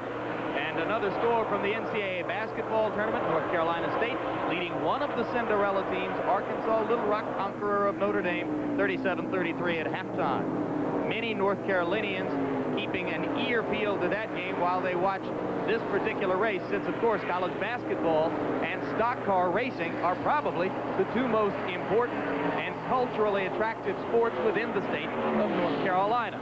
And Dale Earnhardt is one of the many North Carolinians who is important within this sport, as is that man, number 47, Morgan Shepherd, who is from Conover, North Carolina, not far from Earnhardt's hometown of Kannapolis. You speak of the enthusiasm that North Carolinians have for basketball and stock car racing. What are some of the similarities, would you say, between the sport? Look at that. All right, Kyle Petty has crashed into the turn 2 wall. Not a serious impact, but of course it's going to bring out the yellow. Kyle Petty, who won his first race this year after an unbelievable drought of well over 100 races, has crumpled the rear end of his Ford Thunderbird body car. Drives for the Wood brothers. Certainly had one of the longest waits for his first victory in the history of the sport. And let's take another look now at what happened to Kyle Petty amid a so far largely uneventful race. He is in the middle of the 3 cars that we're looking at right here as they go through that turn.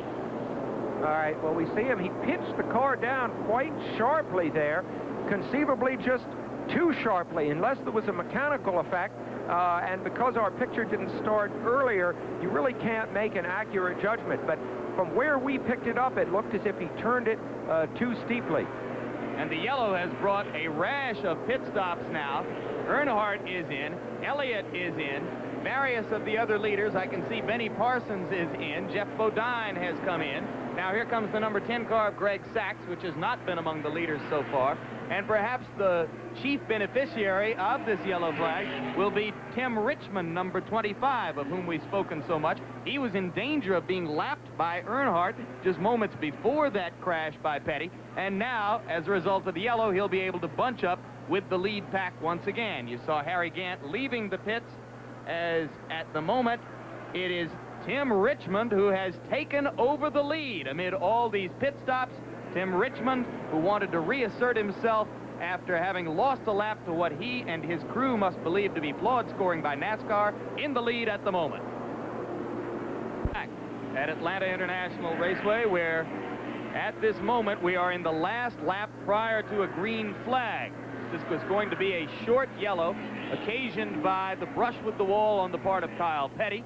And during that yellow flag, I believe that every car on the track came in for pit stop. So now they are lined up in that apparent order. Dale Earnhardt will likely be the leader. And in fact, he will be. You can see him at the front of the pack on the outside in car number 3. It will be Earnhardt on the lead, followed by Harry Gant in car number 33. Obviously, the cloud has passed enough. Had it not passed, I don't think we would have seen quite so many people pit. I think a couple of cars at least would have gambled on staying out there in hopes of getting the win under rainy conditions. It has cleared up. Parade of stars at the front, Sam, because after Earnhardt and Gant, it'll be down Darrell Waltrip in third place. He has moved up since early in the race when he seemed to be struggling a little bit. Bill Elliott remaining in a steady fourth place. Harry Labonte, car number 44, in fifth place. Richard Petty in sixth. Now here they go once again, as on the outside of the track, Earnhardt will try to reassert his car's advantage and press to the lead, and he does. It almost is a repetition of the start of the race, with Earnhardt once again ahead, streaking away. But this time, very interesting, the advent of Darrell Waltrip, who we see running on the right of the screen in third place. The first time that we have seen the defending national stock car champion a real part of this race. Waltrip was back in 14th at one point early in the game with no speed at all. Suddenly he has found the speed. Obviously they have been working that Junior Johnson crew every time they have come into the pits to try to improve the car, and all of a sudden Waltrip has found the speed. You see him with Bill Elliott right behind him, and we're looking at second, third, and fourth as Waltrip, going into turn 3, tries to move up into second, tries to get inside of Harry Gant, who you see in the green car number 33. It's interesting, Sam, to look at this sport from the long view of history. I think you can discern 3 distinct generations of drivers who have been dominant in the sport of stock car racing. The first generation, the pioneers, the Junior Johnsons and Lee Pettys and Buck Bakers and Fireball Roberts of the world. The second generation, the entrepreneurs who expanded opportunities for drivers, Richard Petty, David Pearson, Buddy Baker, Bobby Allison, Cale Yarborough. Now you have the young corporate stars like Elliott and Earnhardt and Labonte and Bodine and Neil Bonnet. And Darrell Waltrip doesn't really fit into any of the 3 categories. He's somewhere in between the entrepreneurs, Petty and Pearson and those guys, and the new corporate stars of the sport. But Darrell Waltrip has earned more money racing stock cars than any other driver, Richard Petty included. That is his distinction, and it's one I'm sure that he is quite comfortable with. Yes, but he just dropped to place, didn't he, to Bill Elliott, one of your corporate men. I'm fascinated by that analysis, and I think it is very, very accurate. We now see Bill Elliott in third, right behind Harry Gant, and this high line that Darrell Waltrip is running is not paying off for him at all, and it makes me wonder why he has stuck with it through these laps. We saw him running well in third. He's now back to fifth. And it is seemingly because he's positioned his car badly on the road. Now, that obviously is not a driving error. It's a tactical thing that's going on, relates to how his car is handling, but it's still interesting to see it. Maybe he does not have the resurgent speed that I thought he had when we started talking about him 3 laps ago. Meanwhile, you have watched Bill Elliott taking a significantly lower line on the racetrack and seeming to make headway with it. You can see Dale Earnhardt ahead of them. He has not pulled decisively away. It's interesting, too, as you spoke of the different generations of NASCAR men, how many of these drivers are relatively old? I mean, for example, how about Harry Gant at 46? How about Parsons at 44? Yarborough at 45? Petty, Richard Petty at 48. Well, my favorite line of the day is you said that A.J. Foyt is starting to get more serious about stock car racing. At age 51, is that any time to get more serious about any form of automobile racing? I know that A.J. is an extraordinary guy. Well, A.J. has always said that if his eyesight began to go, he would retire from racing. And last year at Indianapolis, where eyesight is a very critical factor, he was worried about it a little bit. Some interviews that we had with him suggested that was on his mind. It is not nearly so critical in this form of the sport. As you can see, in fact, from the windshield of Jeff Bodine, you can't see where you're going half the time anyway. And he may be going to emphasize stock car racing now in his program at the expense of Indianapolis car racing. You look at Bill Elliott in car number 9 as he attempts to draw a bead on Dale Earnhardt. There are mixed opinions on the question of whether or not there is pressure on Elliott in this race. He has not been extremely competitive in the first 3 races of this year. And some would say, well, that's okay. There are plenty more races to go in the season. But Bill Elliott created such extraordinary expectations for that car and for his racing a year ago early in the season when, in some instances, he was winning pole positions with qualifying speeds more than 1 mile per hour faster than all the other drivers, that you have to look at him and wonder, Is he going to be satisfied with simply being competitive, or is Elliott going to try to push, particularly here at what he regards as his home track, to get back out on top and make a statement for himself as he chases Dale Earnhardt? Let's go down to Tim Brandt in the pits.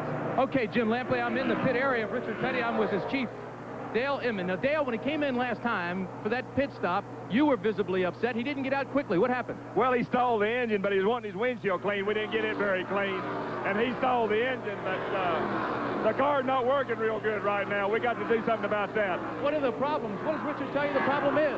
Well, we've been loose about all day, and we're trying to get that tightened up, but this set of tires not working to get us the last set, so we got to hope we can get a caution and get that straightened out. Okay, thank you, Dale. There again, of course, Jim, is what we were talking about, the circumference of these tires. They continually try to find the right set of tires for these automobiles. He said it's loose. That means it's moving around. The push condition that the General Motors cars really have is what usually makes them go straight and tries to make them go straight. But he says right now he's got a bad, loose condition down here with Richard Petty. All right, Tim, and the man you were just talking to, Dale Inman, is the cousin of Richard Petty, who is now running in 7th place. Back with Richard after a 5-year absence, as Richard is really trying at this point in his career, Sam, to put together the kind of continuity, the kind of togetherness that he had in the racing team, which was such a factor in the sport in the middle to late 70s. To recapture the old magic in effect. Now, the gap between Earnhardt in the lead and Elliott in second has been shrinking. And earlier, Jim, you were talking about the pressure on Bill Elliott. I'll tell you, there's enormous pressure on Bill Elliott. If there's nobody in the world is bringing pressure on him except himself. He is so oriented toward goals and toward success that he puts ungodly pressure on himself. So you know he means to win this race. It's very important. Here's a race he won twice last year. Invincible here, and I think if he was shut down badly, I don't mean if he got a second or third or something, that would be excellent, but if he was humiliated here, I think it could upset the psychological balance of the team. However, he's having an excellent showing, his best of the year so far, and he's got to be greatly encouraged. All right, now let's go down to our other pit reporter, Al Troutwig, with the Kyle Petty operation. All right, Jim, here is why we had the yellow flag just a few minutes ago. The hole in the tire of Kyle Petty, and the tire is so hot right now I can barely touch it. You can see if we come up to the car that there is a tremendous amount of damage on the rear end of the car. Now, Kyle Petty is still in the car. Kyle, are you okay? Kyle? Are you okay? Yeah, I'm all right. What happened? I cut a left rear tire. About the time I crossed the start-finish line, I cut a rear tire. I think it's the left rear, but the car just bobbed and weaved a little bit. When I went down the corner, the car never took a set, and it spun around on me, and I got in the wall. I thought I could keep it out of the wall, but I didn't.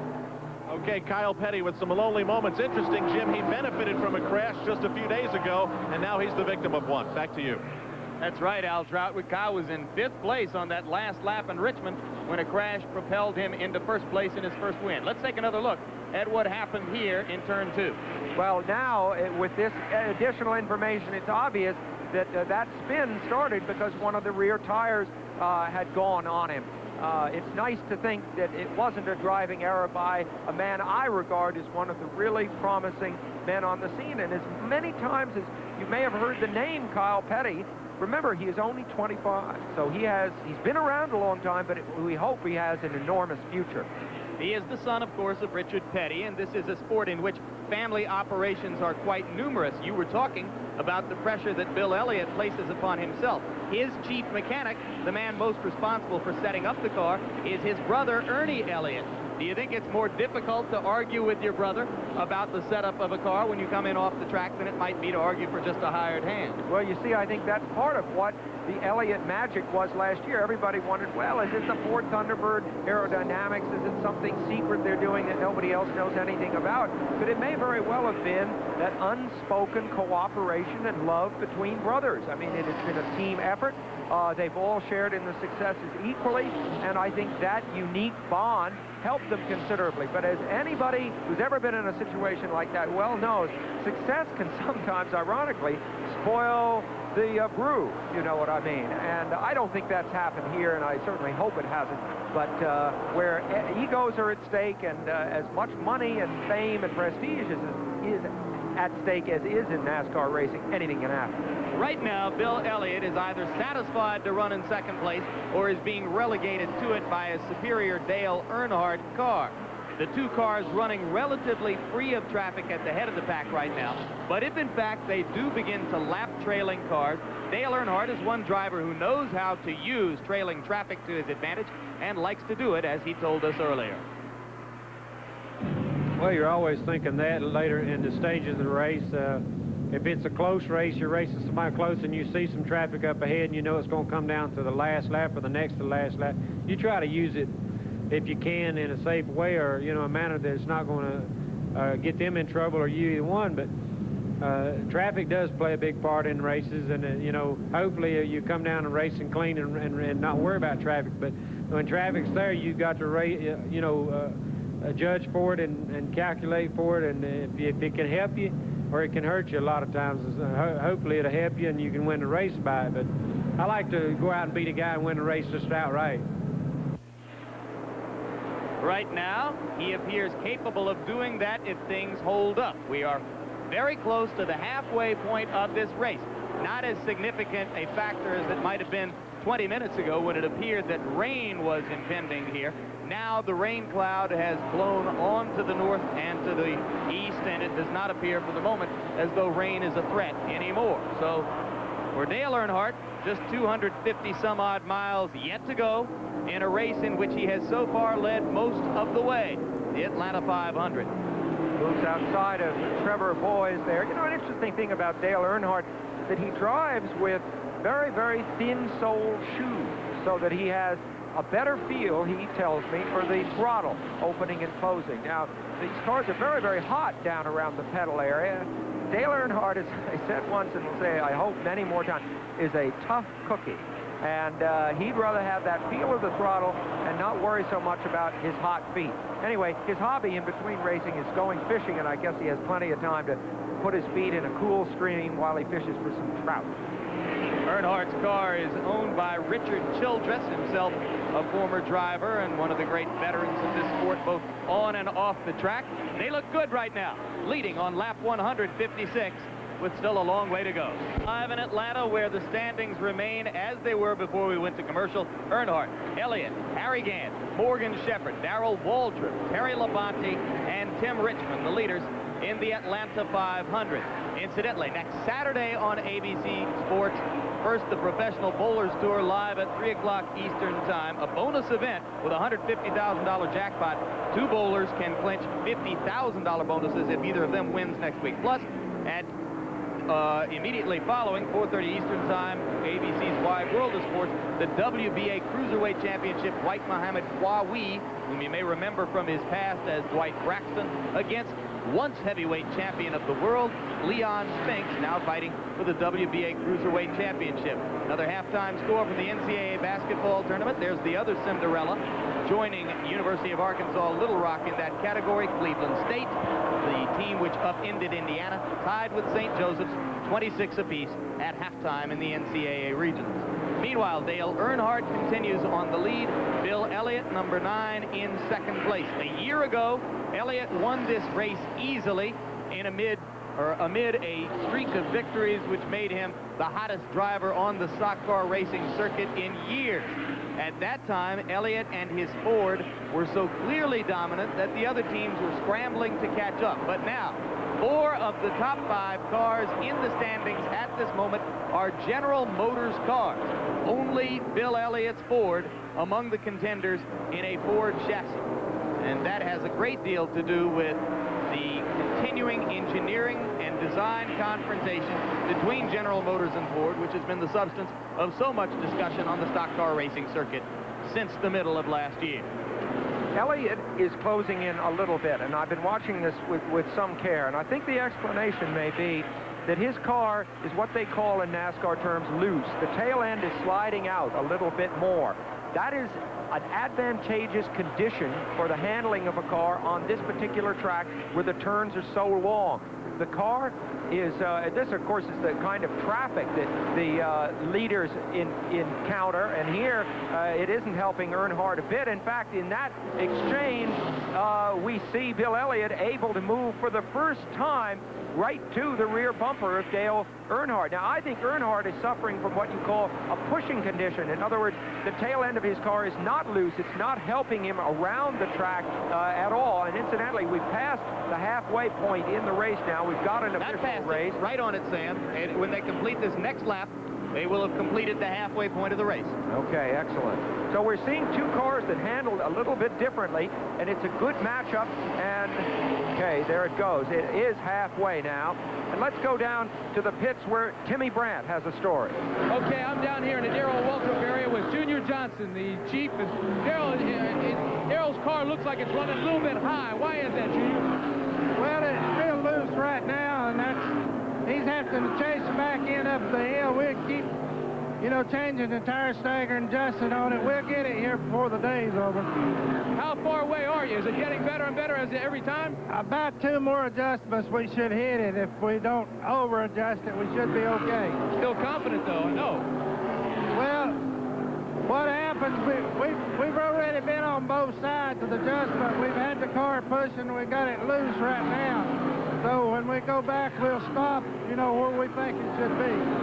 Okay, Sam Posey, you mentioned he was a little bit high. Wasn't much Darrell could do, but there's the reason. It's running a little bit loose right now. Yeah, Tim, when Junior Johnson says they've been on both sides of the adjustment, that's like the gunnery officer on a battleship saying that he's been on both sides and he's got you bracketed. I would say what we have just heard, thanks to your interview, that means bad news for everybody else, because when Darrell and Junior get things wired up, they go very, very fast around racetracks. Right now, Waltrip is in 5th place. And you heard from Junior Johnson, once dubbed the last American hero and certainly one of the great folk heroes of stock car racing, as he continues to try to dial it in. We're deeper and deeper into the lexicon of the sport now, Sam. We have heard pushing, we have heard pulling, we've heard loose. Loose goes with pulling, pushing is tight. And here at Atlanta, it is regarded as an advantage to be set up a little bit on the loose side. You were getting into that just moments ago. Well, exactly. But it's as simple as this. If you are going as hard as you can in a turn, and the car is wanting to slide, either the nose is going to slide first or the tail is going to slide first. It's as simple as that. Or, conceivably, under nearly perfect condition, the entire car would just work its way up the banking in a perfectly balanced drift. But it's called pushing if the nose goes up toward the wall. It's called a loose condition if the tail goes up the wall. And, of course, it was a loose, oversteering condition that was being described by Junior Johnson. A sport of minutely calibrated adjustments, of sophisticated guesswork, moment by moment. For more of it, let's go down to Al Troutwig in the pits. Jim, I just came from Dale Earnhardt's pit, where the pit crew there said that he was handling only normally in this kind of heat. Ernie, how is Bill's car holding up? Well, everything seems to be okay right now. You're just halfway through the race. But, I think basically everybody's just trying to feel things out right now for the end of the race. I'm sure Earnhardt's not running as hard as he can run. If he's not, he's going to be tough at the end of the race. So you're saving something for the end? Well, I'm sure Earnhardt is. Okay, that's Ernie Elliott, the pit crew chief of Bill Elliott's number 9, battling right now with Dale Earnhardt. Jim? He's suspicious that Dale Earnhardt is saving something for the end. A year ago, all the other drivers were trying to figure out precisely what it was that Bill Elliott was saving when he was saving it. We mentioned the sophisticated guesswork. Much of the guesswork in last year's stock car racing scene was devoted to the question of what Elliott had that the other drivers didn't have. A few days ago, Bill Elliott revealed to us a little bit about that guesswork and the secrets which made him so successful. That happens in this racing more than anybody realizes. And the thing of it is, it's hard to keep any kind of secrets in this business.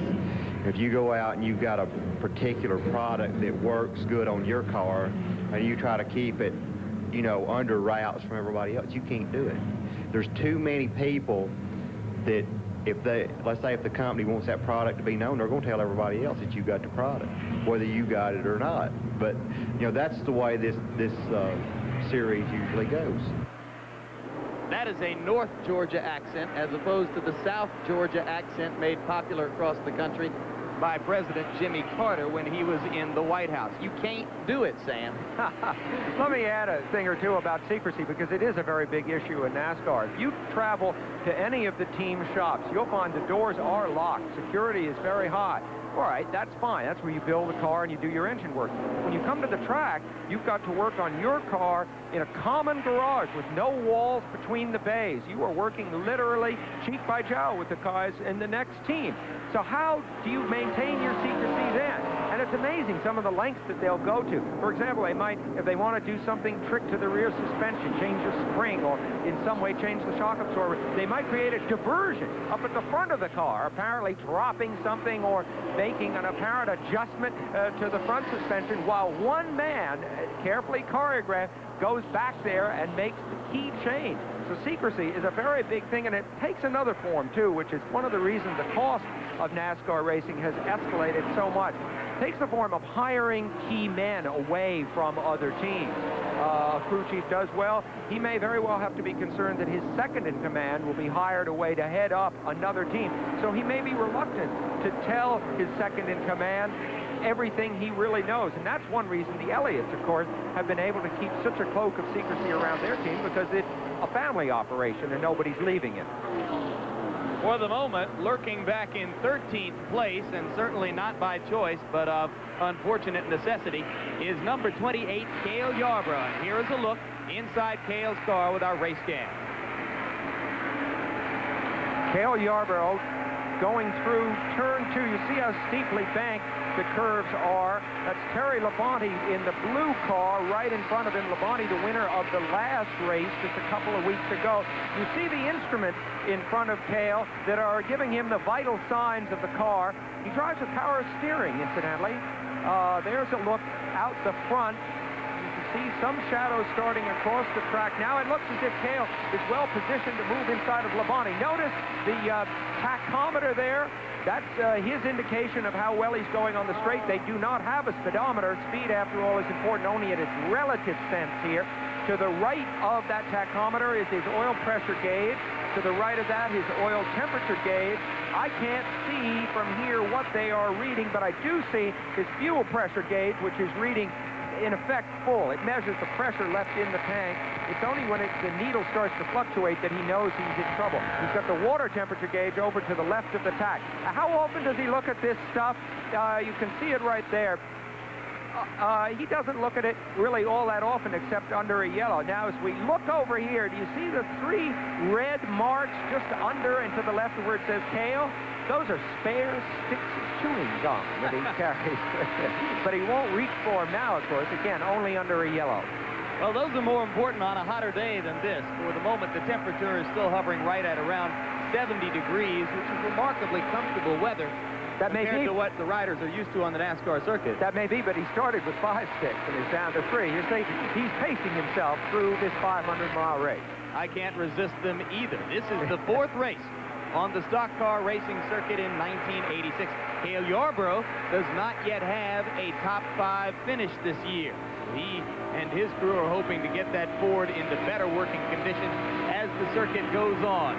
The Daytona 500 was won by Jeff Bodine. That man, number 3, Dale Earnhardt, ran out of gas when he was apparently in position in the closing laps to try to slingshot by Bodine. Then a 400-mile race in Richmond won by Kyle Petty when Earnhardt was alleged to have parked Darrell Waltrip, as they call it in this sport, in the closing laps of the race.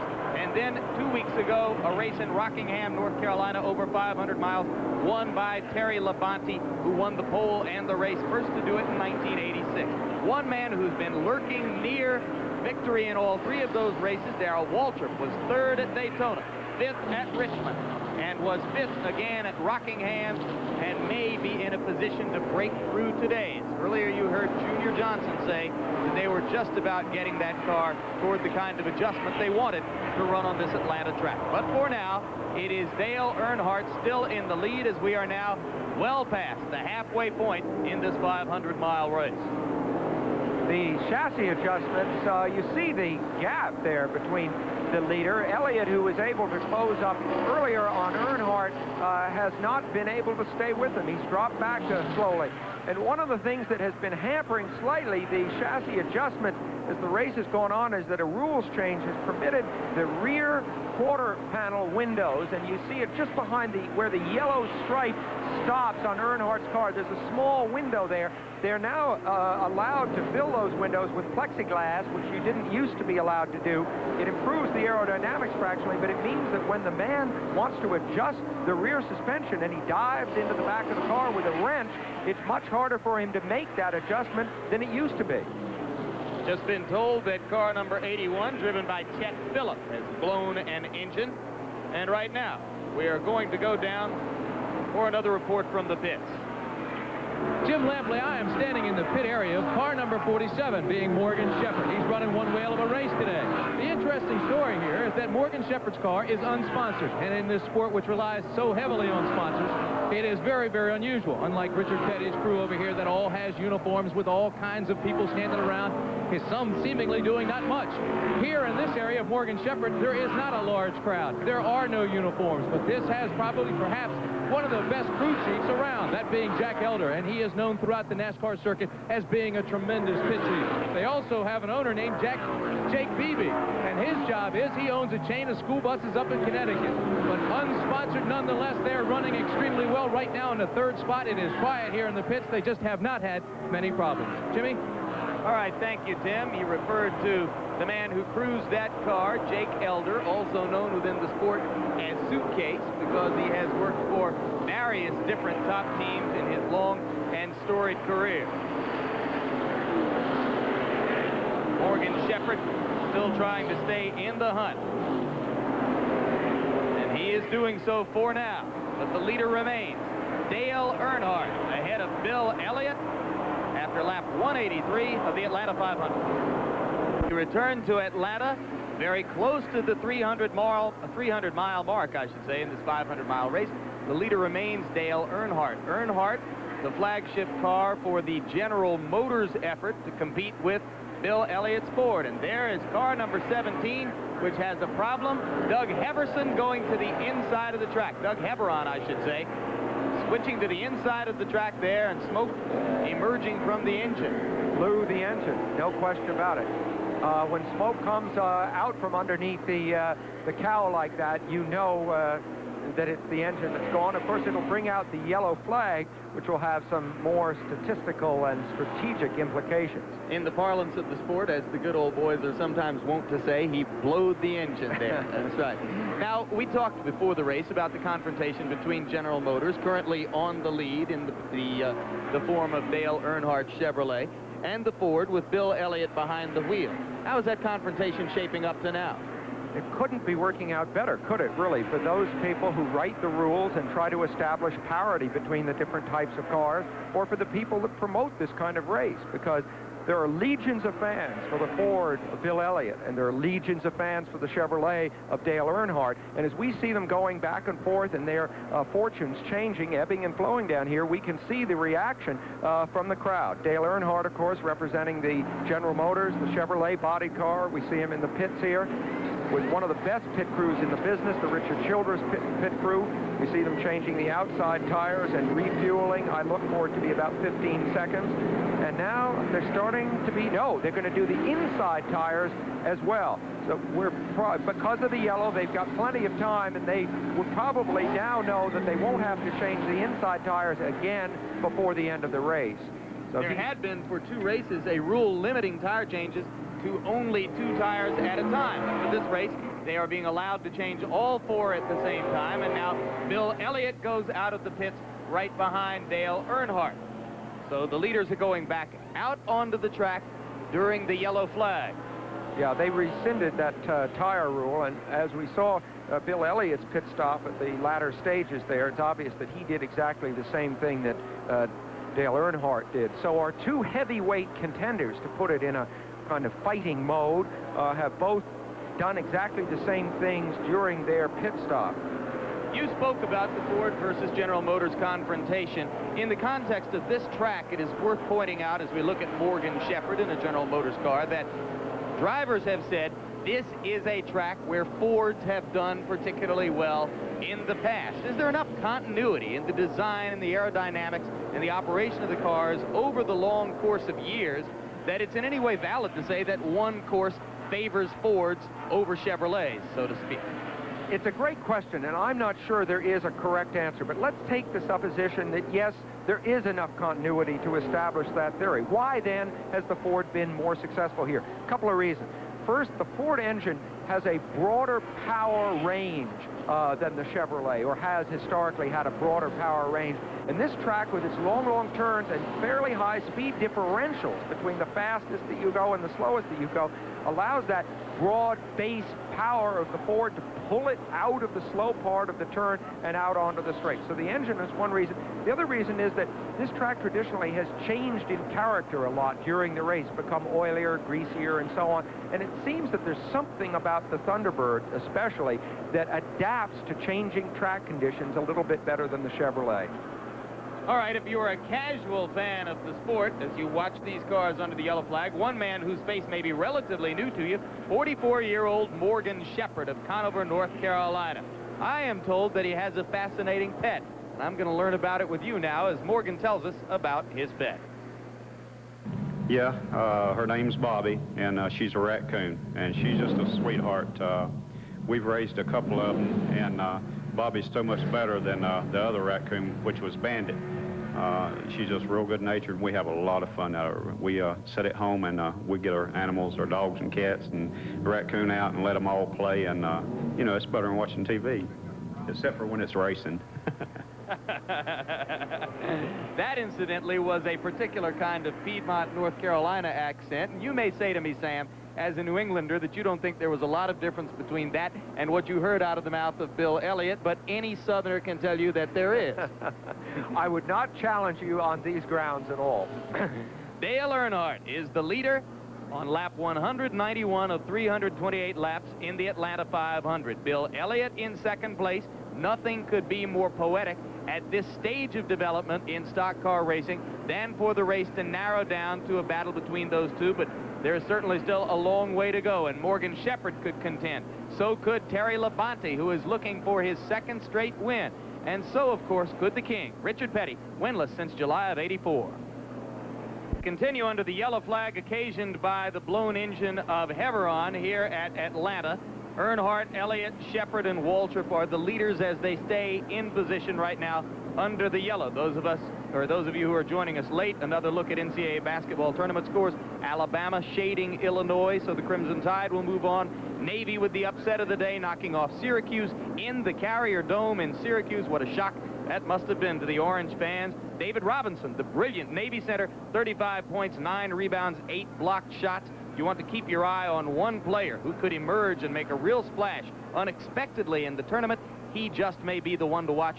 Some people regard him as the very best collegiate center in the country, even better than Dougherty of North Carolina and Tarpley of Michigan, who have gotten most of the attention during the course of the year, along, of course, with Bedford of Memphis State, who is no longer in the tournament after yesterday's loss to LSU. And now, let's return to what's happening here on the track in Atlanta and go down to Al Troutwig in the pits. Jim, what is developing here is a situation where the winner today may be the gambler. We have just passed the 191st complete lap. Now, on the average, the cars are going 60 laps on a full tank of gas. So 2 more full tanks will bring us to lap number 311. You need 328 to win the Atlanta 500. So that means you're either going to have to gamble or you're going to need plenty of laps under yellow in which to save gas. So what comes out of here today is all important. And the team that decides to perhaps go for it late in the race may just have enough fumes to carry them across the line. Back to you. That will be something which we will continue to watch. Remember, of course, in case you've joined us late, the man who is leading, Dale Earnhardt, appeared to be in position 1 month ago today to win the Daytona 500 at Daytona Beach and ran out of gas in the closing laps when he was in second place and in a position apparently to try to slingshot by the leader, Jeff Bodine. That is Earnhardt's car on the outside of the formation next to the wall there, car number 3. He continues as the leader in this race. What you do in the pits when you come in for fuel, what you do to the car in terms of the setup is an outgrowth in some ways of the philosophy of your crew chief, whether he's a gambling man, a guy that likes to play it safe.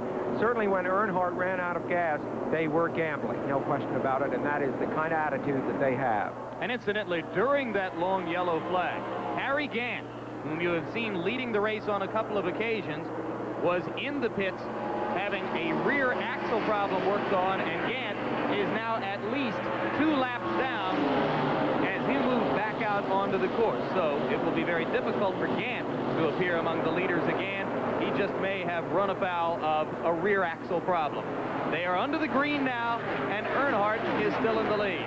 Although it is Benny Parsons in the black car that we would see if we pan slightly to the left.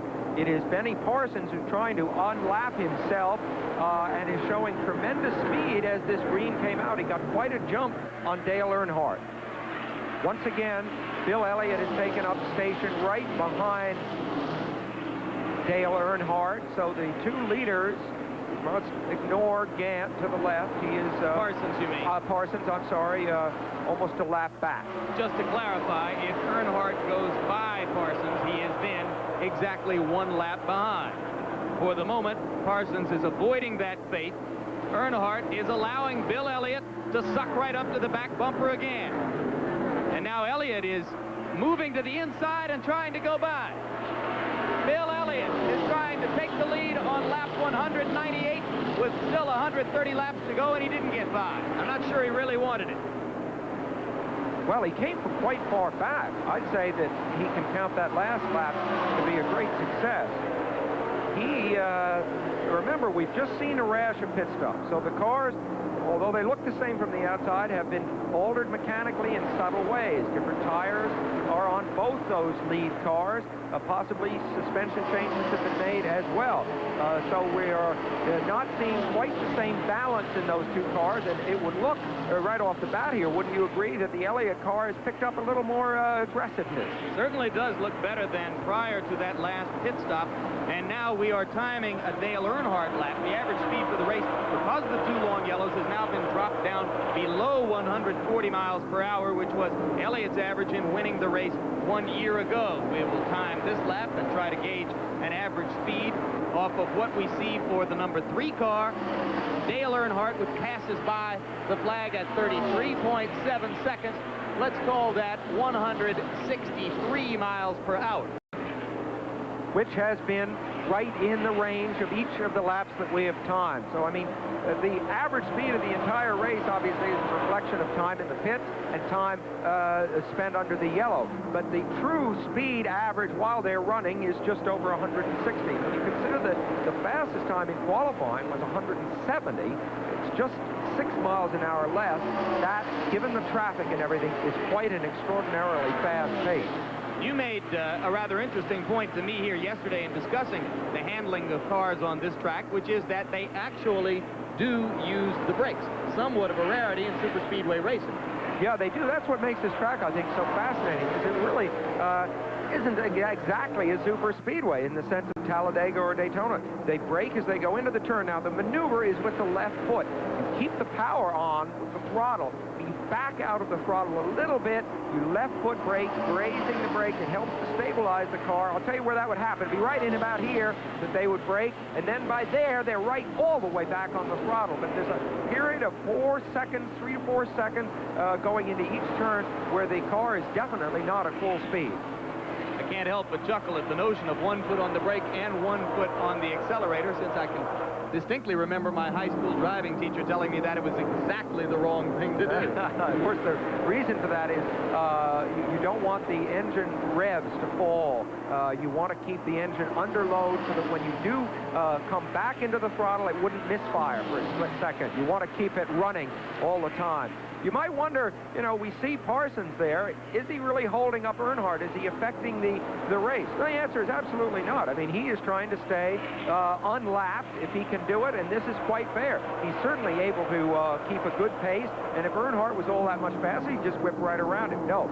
Parsons, who incidentally, Benny is an ex-taxi driver, as we all well know, and you wouldn't think that somebody who had been in that profession would necessarily be as polite and gentlemanly as Benny is, but he is one of the true gentlemen of NASCAR racing. The one black man, incidentally, ever to have been a regular in this sport, long ago veteran Wendell Scott, began as a taxi driver up in Danville, Virginia.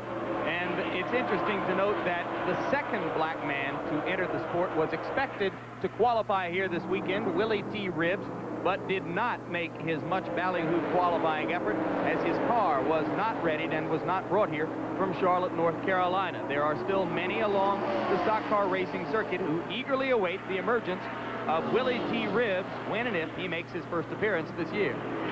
Could fuel already be an issue? Could Earnhardt, for example, be unwilling to go by Benny Parsons, even if he could? He's drafting him after all, which considerably reduces his fuel consumption. And if fuel is starting to be an issue, then all three of these men are thinking about that. And I think it's a big reason that maybe Elliott isn't making a move either. They've slowed down to a little below 161 miles per hour, and you bring up an interesting point. Earnhardt has provided, if you follow the principles of drafting, a fuel consumption advantage for Bill Elliott for most of the last 100 laps. Could it be that Earnhardt is now seeking to gain exactly that kind of advantage by staying on the rear bumper of Benny Parsons? Yeah, I think it's pretty clear that something like that is developing because with the speed, as you mentioned, Jim, dropping down, it's obvious that Earnhardt really could go by Parsons if he wanted. Now, we have from the pits a report from Al Trotwig. Al? Well, Sam, if I pulled into the local gas station with a rear axle that looked like this, the guy would probably laugh me right out of town. But to Travis Carter and the Harry Gant pits, it only meant losing 2 laps, replacing this bent axle. He's back out on the track with a brand new one. Back to you. That's quick work, isn't it? You'd be amazed at what these teams can do. You used to be allowed to change engines during the race, and it was possible for the top teams to change engines in about 14 minutes, if you can imagine that. Incidentally, number 14, A.J. Foyt, has ducked into the pits for what is clearly an unscheduled pit stop. We're seeing them, of course, change the outside tires, but I don't see them going under into the engine compartment, which makes you wonder why he stopped. In case you're wondering, AJ's NASCAR racing car is sponsored and supported by the same group which puts him on the road at Indianapolis each year. Car number 12 is just coming in after having hit the wall. That's Neil Bonnet, the teammate to Darrell Waltrip. And as we look down from here, you can see now the crew is almost blocking where the damage is, Jim, but it's all on the right side. He went out into the wall, and what they'll have to do, I don't think the car is seriously damaged, although they're looking in the cockpit for a reason I don't understand. They'll have to make sure that none of those fenders are rubbing on the tires. Bonnet has not gotten a call among the leaders all day long, and in light of what he's accomplished through the course of his career, that's a bit of a surprise. Right. Yeah, there's something more seriously wrong than just having smacked the wall there. Because, oh yeah, there's no doubt that something is more serious than just that scrape into the wall. His crew looking very discouraged as they walk behind the wall. They're motioning there. I think Neil Bonnet, let's get back to that. They're motioning to one of the wreckers here. I'm not sure what's going on there. I'm not sure that Neil Bonnet is okay, completely okay. The yellow flag is being waved. That's right. They are going back under the yellow. So Earnhardt will be able to relax on the lead for the time being. Obviously, the Bonnet car is stalled, and there's another look. Bobby Waywack has stalled out on the backstretch. So it is because of the Waywack stall that the yellow flag is coming out. Meanwhile, Bonnet's car is being rolled out of pit row and toward the garage. All right, Bonnet is still in the car. We have no way of knowing exactly what is going on around that car, but an air of mystery definitely surrounds it as we see the leaders, certainly in the form of Dale Earnhardt here, Morgan Shepherd third in the screen, coming into the pits now. So is Elliott. Elliott is in, Shepherd is in, Earnhardt is in. So all of the 3 top riders in the race, or drivers in the race, I should say, are in the pits at this moment. And we're under the yellow flag. You see Bill Elliott on the top. These are the two leaders. Earnhardt on the bottom. You see different work being done. Elliott deciding to change once again the outside tires. You know what I think he did? I think he liked that setup we just saw. I think they took that set off, and we'll see those come back out for the dash to the finish. Bet you anything that's what we just saw. Earnhardt just went back out. Meanwhile, Earnhardt getting out much more quickly than Elliott. There goes the Elliott car. Those two should remain at the front of the pack. Number 55, Benny Parsons, was able to make up his lap due to yellow. We'll be back with more exclusive coverage of Atlanta 500 after this word from our local station. We return, continuing under the caution flag at Atlanta International Raceway, where right now the key story surrounds veteran driver Neil Bonnet, 39 years old, from Hueytown, Alabama, consistent force on the circuit in recent years. There you see Bonnet being taken away from his car, which had hit the wall on a stretcher. And our camera followed him away from the site as Bonnet, clearly quite conscious, but perhaps a bit shaken up, was taken away. And let's find out exactly to what extent, if any, he was hurt from Al Troutwig. Al? Well, Jim, right now it's difficult to tell to what extent Neil Bonnet was hurt, but he was in a great deal of pain when they hauled him from his car. Right now he rests inside the medical center here at the Atlanta International Speedway. Evidently, his leg took quite a rap when he hit the wall. He doesn't know what it was, what the pain was. He said it felt like a very bad spasm, but I guess it's going to be the end of a day for Neil Bonnet, and perhaps a lot of looks by some doctors to determine to what extent the injury is. Back to you. All right, so we will attempt to keep pace with Bonnet's situation, as right now the leaders remain on the track under the yellow flag. We're told that the yellow will extend for at least 2 more laps. At the moment, Morgan Shepherd, first out of the pits, has taken his position at the front of the pack. And the Atlanta 500, an ABC Sports exclusive, is being brought to you by Quaker State Motor Oil in easy-to-pour and resealable plastic bottles, and by Chevrolet, who invite you to drive today's Chevy, live today's Chevy. I'm Jim Lampley, along with Sam Posey, Al Troutwig, and Tim Brandt in the pits. The drivers will be seeing a green flag on their next trip around. 115 laps to go in the race.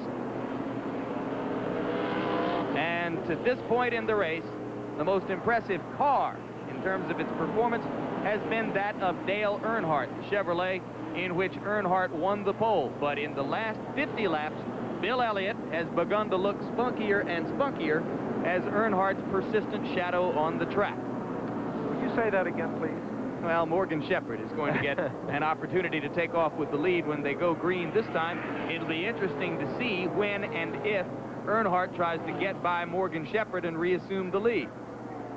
This is Morgan Shepherd's best shot that we've seen yet. If he can make his car work out front, not drafting another car, this will be his best shot to pull away.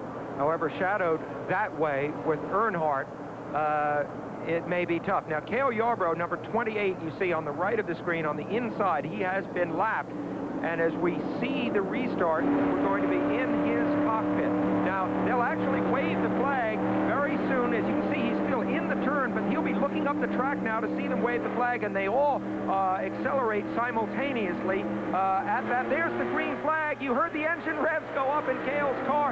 He's going to, of course, try to make a move if he possibly can, but his car has not been handling that well. In fact, it's scraped up on the outside, the right-hand side. You see, we'll see the battle for the lead take place from inside Cale's car. There's Dale Earnhardt in the blue on the extreme right, and you see Morgan Shepherd working his way ahead of the car ahead of Cale and into the lead. Cale is staying, you might say, politely down out of the way if his car doesn't have the potential. You see him working the wheel there, and you see how much he's got that wheel turned. I think that his car is what they call pushing. It's not balanced the way he might want it to. I think that's evidence there that they haven't gotten it sorted out to his liking just yet. One of the dramatic differences between stock car racing and some other forms of oval track racing is what you just saw right there. You can actually see the drivers turn the wheel and operate the automobile with the hands-on manipulation, which is more a part of this kind of racing than of some others. That's Bobby Allison directly ahead of him in that car, number 22. Allison not having that great a day either. Now you can see just in the course of a lap since it's gone green how much Cale has dropped off the pace. In fact, he probably hasn't lost any positions. The cars that have gone by him were cars that were already ahead, had lapped him. But you can see now, if you look way up and you see Morgan Shepherd from inside, and you see Morgan there on the left, shadowed by Dale Earnhardt, you can see how much Cale lost right there at the restart in just one lap.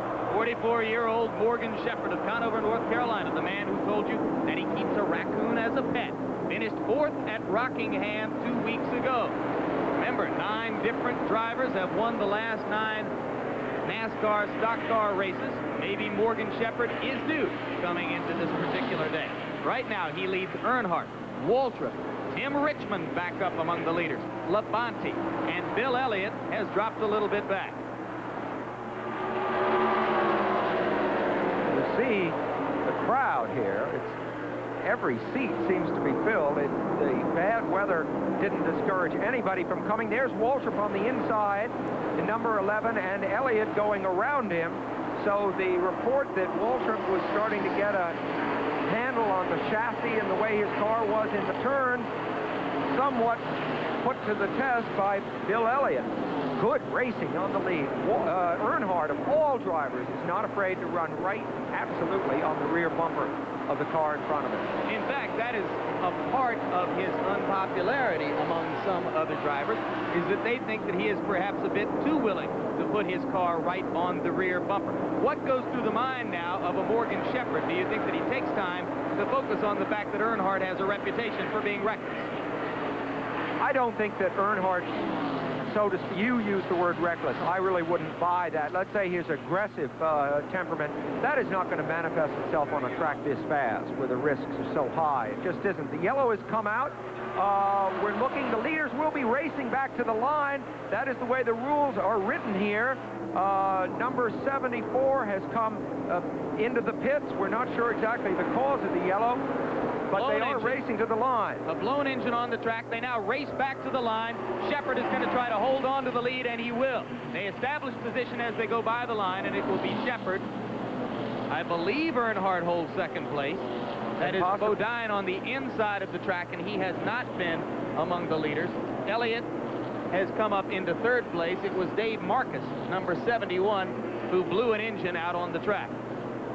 Here is Marcus coming around, a veteran of many years who never really seems to have quite the right car underneath him.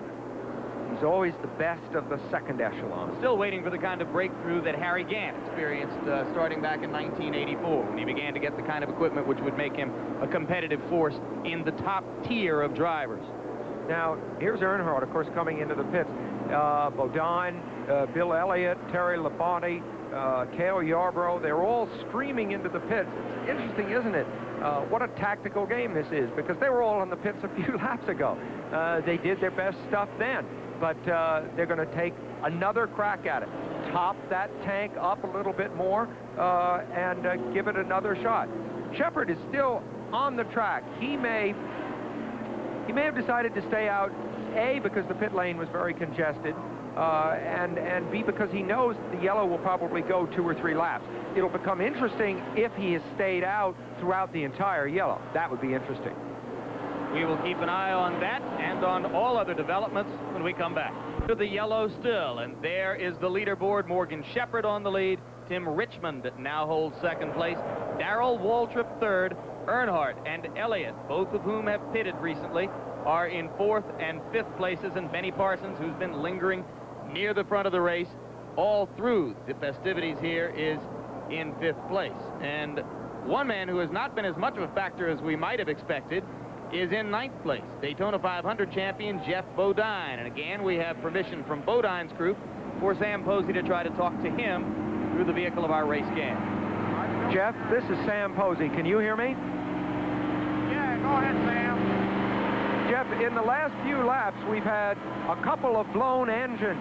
What are the track conditions now? Is it very slippery?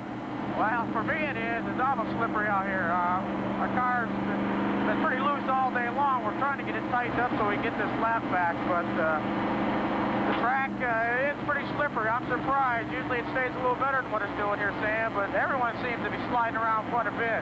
Well, I say hi to my wife back home, Matthew and Barry. Hope you feel better. What steps are you taking to correct the condition of the oversteering, loose car that you have?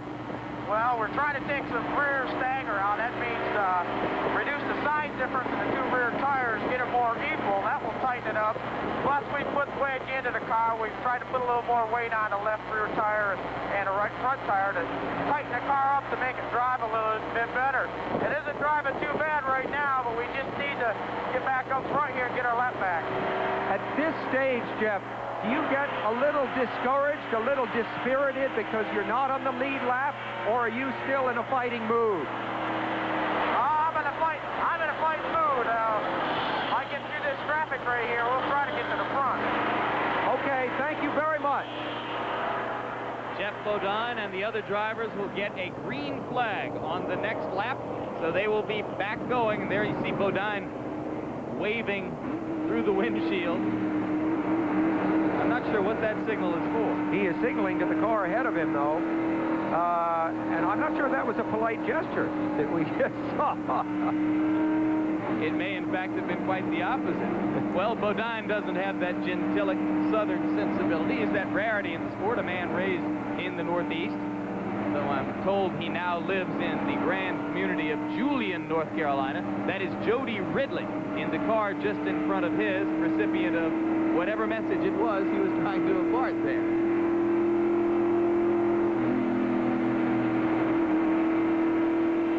All right, they are halfway through the last turn. As our wide view of the track shows us, they are about to take the green. In fact, the green has just been waved, and you see the pack accelerating. So once again, Morgan Shepherd, for the second time today, will try to hold on to the lead as they come out of a yellow flag. Shepherd in car number 47.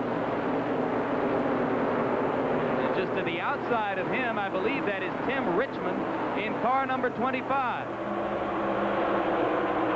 Richmond qualified on the front row in the outside position next to Earnhardt, was a factor in the early laps. You'll recall that he lost a lap in his view, or the view of his crew at least, to a NASCAR scoring error in the view of NASCAR officials. And there's the smoke coming from behind the car of Richard Petty, and once again there is a blown engine on the track, and the yellow flag will come back out. Remember that there's a race to the finish line. Morgan Shepherd leads it now, and you can see Tim Richmond right behind him. I don't think there'll be an exchange of that lead, although Shepherd is being menaced, no question about it, by Rusty Wallace, I believe. They're coming around. The yellow is waving. Obviously, now they're going to very cautiously go into that first turn, because look at the oil. You can see some of what they call the speedy dry that they put out on the track. The track must be becoming extremely oily. And what this means, Jim, to me, is that anybody's plans that they might have had earlier for a setup, a chassis and tire combination for which to go for the flag in, has been altered by the fact that the track has changed so much. Well, now, I prematurely said that Petty's engine had blown. Certainly, it looked that way, but he is staying out on the track. Could it be that the power steering hose broke, and Richard is going to try to bring that baby in without power steering, which is quite a task for a man of any strength whatsoever? A good theory, but I think it's worse than that. Yeah, I think it's worse than that. All right, let's go down to Tim Brandt in the pits and see what we can learn from there. All right, Jim Lampley, we've had a couple of blown engines here today. Can you imagine what that does to the leaders as they go around? And this is part of a blown engine that we picked up the track from yesterday. That's part of the reasons for the elongated yellows. They're trying to clear the tracks as they go around to find pieces like this. Now, Richard Petty is right behind us if we can turn around. And Richard Petty, they're working under his hood, one of the better crews as well. It is a power steering problem, as you had talked about earlier, Sam. Let me also mention, as you watch them work on Richard's car, that Morgan Shepherd under that last yellow did not come in. We talked to his crew chief, and Jack Elder told us that the car is just running so well that they wanted to stay out on the track. They didn't even want to come in and take it, which is extremely unusual. Sam, as you know, a bit of bravado as we come down to the wire, and Richard Petty is on the way. Jimmy? There goes number 43 again. I get 1 point for the power steering hose. Boy, you sure do. That was an excellent call.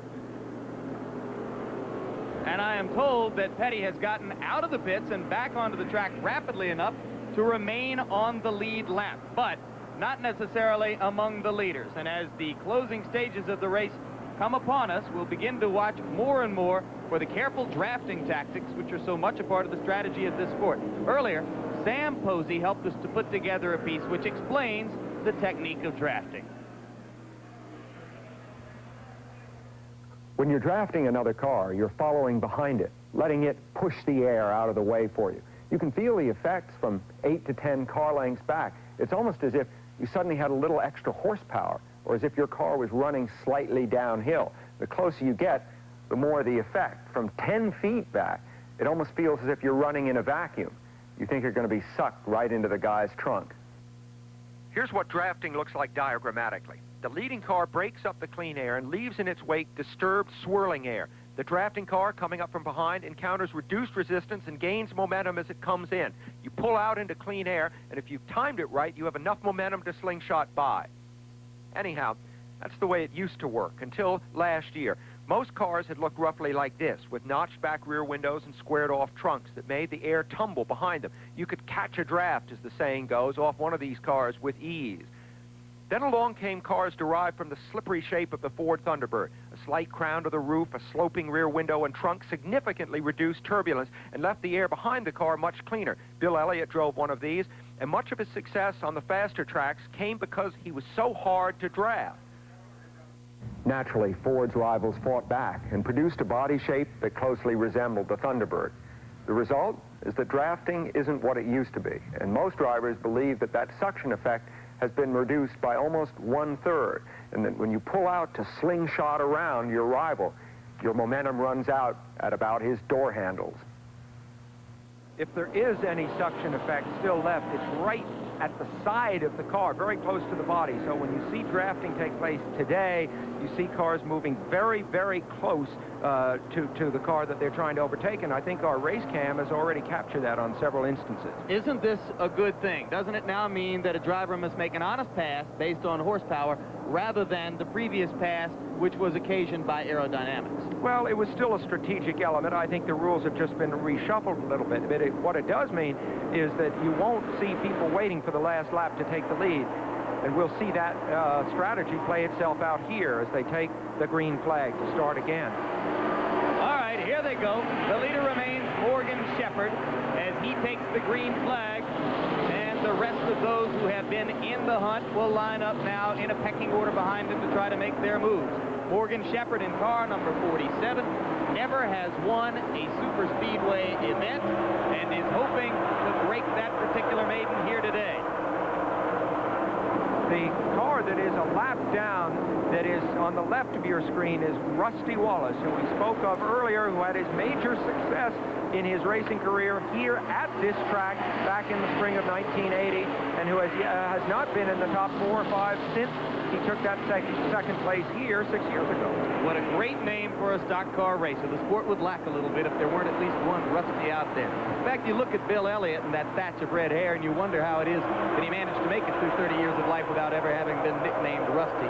Suspicion tells me perhaps as a boy somewhere along there he was. Well, one thing about Bill Elliott, remember, he wasn't in the public eye until relatively late in the game. He didn't set out to be a stock car driver at all. So a lot of the press and the kind of appellations that get attached to you, it never happened to him. But it certainly happened with a vengeance in the past year when he became the cause célèbre of this sport and got as much media attention as probably all of the other drivers combined in calendar 1985. He is even now continuing to respond to that particular change in his life. As you look at Dale Earnhardt now pressing up on the rear bumper of Jeff Bodine, and there is a good look from the race cam in Bodine's car at Earnhardt trying to go by on the inside. And this puts Bodine back a lap.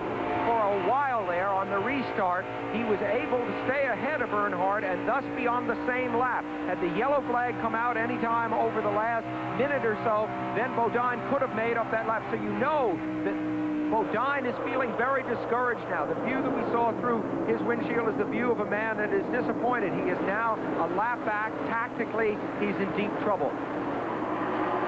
And similarly, you can imagine the satisfaction, by the way, for Earnhardt, who, of course, was defeated by Bodine in Daytona. He's sort of getting in his last legs.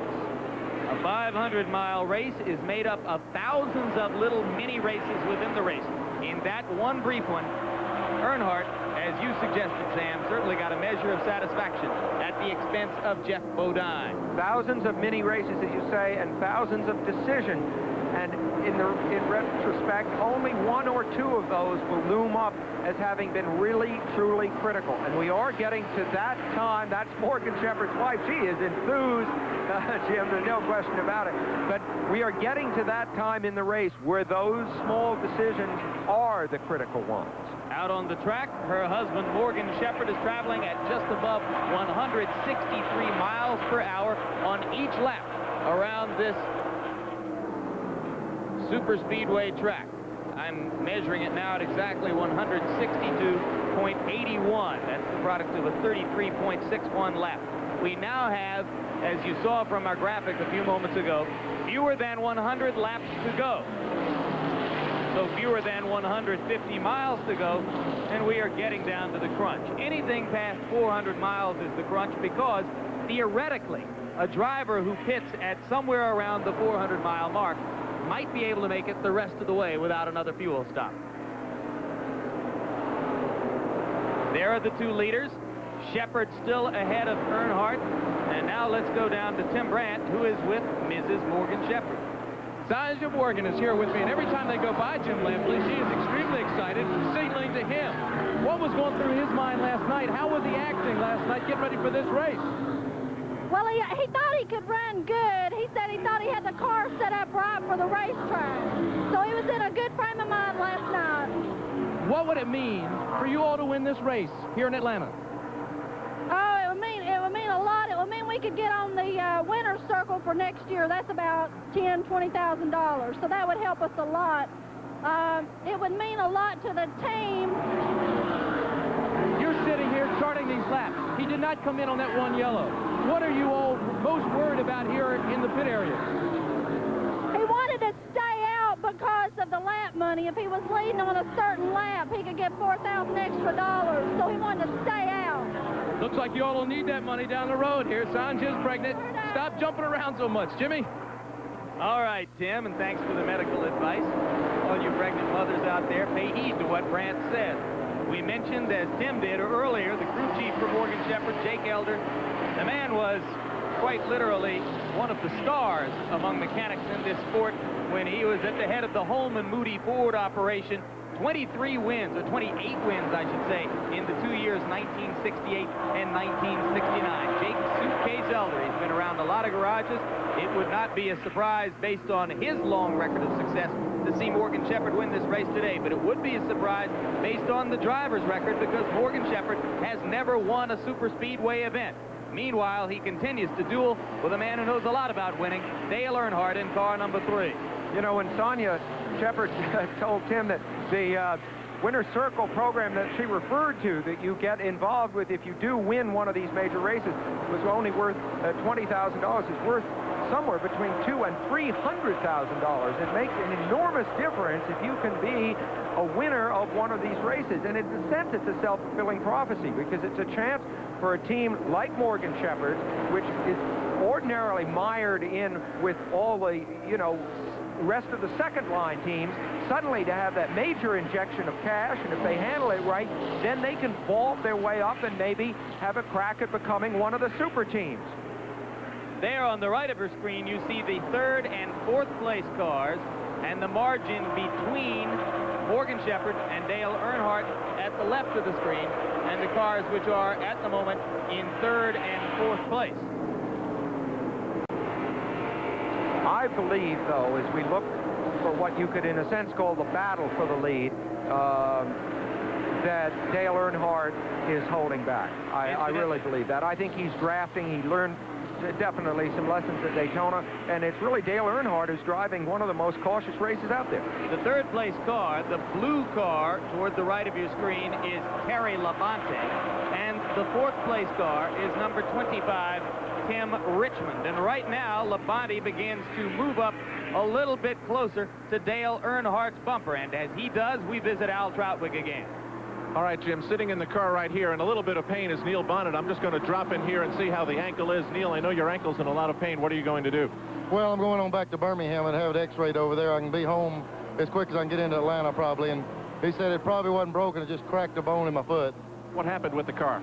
I went down in the third turn, and just when I rolled out of the throttle, the right front tire exploded. And it went straight across into the fence. And, you know, I couldn't even get it slowed down. And the guys just told me that Goodyear said the thing blistered inside and the sidewall ruptured in it. They did check the tire, and they didn't think there was any reason for the rupture. Is the track slippery? Track's not too bad. It's in pretty decent shape. I don't know if I just had a flat or what, but it just exploded. Okay, knowing you, you'll be back next week. Neil Bonnet on his way to Birmingham for an x-ray. Back to you, Jim. Neil Bonnet, one of the well-known Alabama gang, along with the Allison brothers, Bobby and Donnie. And right now, the big development is that Tim Richmond, in car number 25, has passed Terry Labonte and moved back into third place. So Richmond, who has played possum through most of the middle stages of the race, may have something in reserve himself. He may have designs on the same thing, which is now lingering ahead in the visions of both Morgan Shepherd and Dale Earnhardt, the cars which are first and second for now. Well, we've just timed one of the laps. Morgan Shepherd is running slower than he was earlier in the day and infinitely slower than Dale Earnhardt is capable of running, which supports my idea that Earnhardt is just hanging back there. I think Earnhardt might be the real possum here.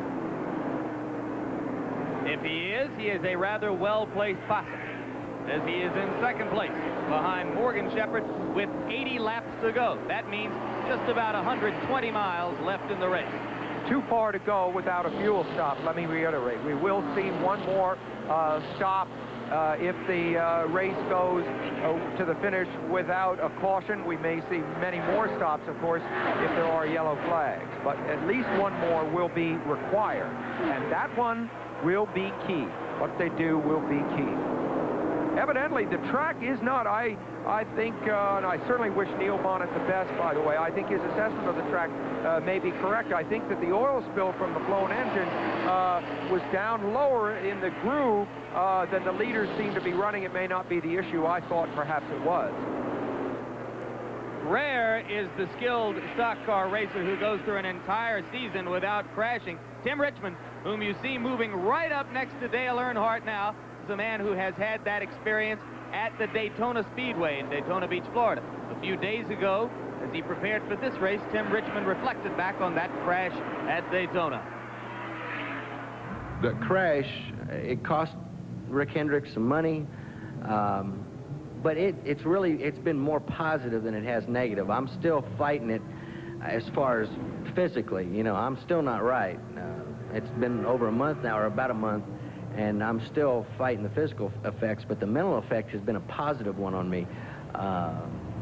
You know, I know, you know, it's not a crash I want to go through again or anyone close to it, but I went through it. I knew that it could happen, but I'm still here, and, you know, I'm just, it's like, you know, what's it like going 200 miles an hour? People ask you that a lot, but you can't explain it. I can't explain this crash or what it's like.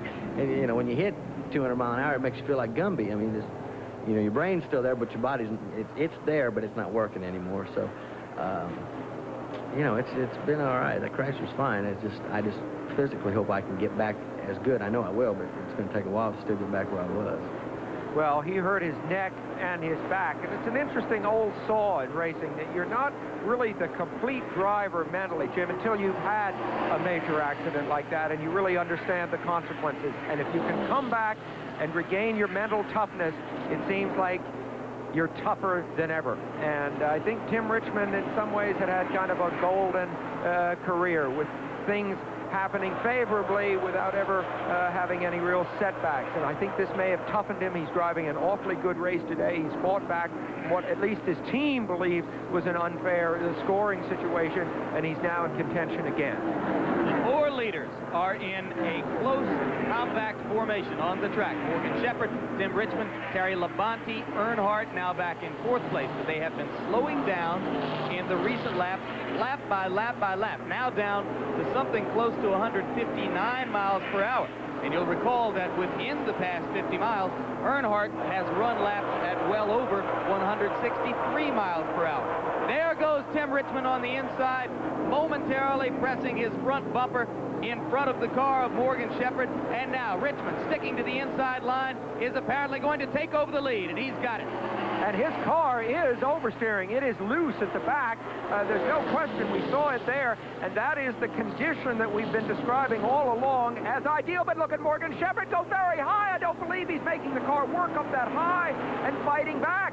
Look at that. There's Richmond sliding a little bit. This is a classic battle between these two men who do not seem to realize there's as much race left as there really is. Remember, there's got to be another pit stop, and yet they're racing now as if they were going at the end of the race for the checkered flag. But they're doing this at just over 158 miles per hour, Sam. So unless something has happened to the handling of Earnhardt's car, you might suspect that he is watching this and enjoying it for fun at the moment. He's got a long way to go. He's got a car which has traveled much of the race at over 163. He is watching Richmond and Shepherd dice for the lead at about 158 and a half. And this could be an elaborate game at this point for Earnhardt. Now they're back up close to 160 miles an hour as Shepherd moves outside of Richmond once again. Well, you're implying that these speeds are slow, but they're really not in the context of the cars that they're being forced to pass. In terms of their cornering potential, they are right on the limit. And if I seem to be a little bit excited, Jim, it's because when you see a car as loose as Richmond's is there, you sense the possibility for a crash. And I think that's what got me on the edge of my seat. Tim Richmond, right on the rear bumper of Rusty Wallace, but in the lead in the Atlanta 500. We'll be back. We have got 68 laps to go in the Atlanta 500. That's just a little bit more than 100 miles left in the race. Tim Richmond is the leader for now, ahead of Morgan Shepherd, Terry Labonte, Dale Earnhardt, Bill Elliott, Darrell Waltrip, Benny Parsons. There are 8 cars on the lead lap. Obviously, any of those 8 must be considered potential contenders to win this race. But so far, the most impressive car throughout the course of the day seems to have been that of the man who won the pole here, Dale Earnhardt, car number 3. For now, however, Tim Richmond is flexing his muscles a bit on the lead as he puts a little distance between himself and Morgan Shepherd. I don't think we can forget also the potential shown by Bill Elliott's car. I think Earnhardt and Elliott really, in a sense, showed equal potential, and I think it was a question of how much of that potential the individual driver chose to show more than anything else. As they continue in that order, we take another look at scores from the NCAA basketball tournament. North Carolina State had to go to double overtime to eliminate Arkansas Little Rock. Kentucky defeating Western Kentucky. Kenny Skywalker from Roberta, Georgia, here in the state of Georgia, was the high scorer in that game. And the Cinderella team, which upended Indiana, has been beaten itself as St. Joseph now assumes the role of small name, big noise in the NCAA tournament. Fourth turn action here, and you see a bunch of cars involved. We'll try to pick out for you who they are. The leaders are charging into this scene. You'll start to see them at the top of the screen. They are legally entitled to race to the yellow, but you'll see them pick their way through fairly carefully. There come the leaders. They're diving all over the place looking for room, and I think it was Tim Richmond that made it to the line first in that melee. And I think that is the number 2 car of Kurt Bryant, which spun and is on the track there in the middle. Number 23, Michael Waltrip, appeared to hit the wall. And there is Kurt Bryant's car. I think that makes the 3rd or 4th wreck that he has had, a 4th wreck in 4 races this year. Got a perfect record. A perfect record. 100%. Well, if, as you say, a man's skill and determination are tempered by that experience. Yeah. All right, let's have a look at this. It's number 2. Bryant spins And you can see Waltrip, number 23, hitting the wall. That's, well, Darrell Waltrip's brother, and then he comes down and forces number 15, Ricky Rudd, into the wall down there on the right. So the typical kind of chain reaction that you get in NASCAR. All right, now let's correct one NCAA basketball score while we may. Cinderella continues along her path. Cleveland State defeated St. Joseph's and not vice versa. So the Vikings have won for the second game in a row, and Coach Kevin Mackey continues his march through the NCAA tournament.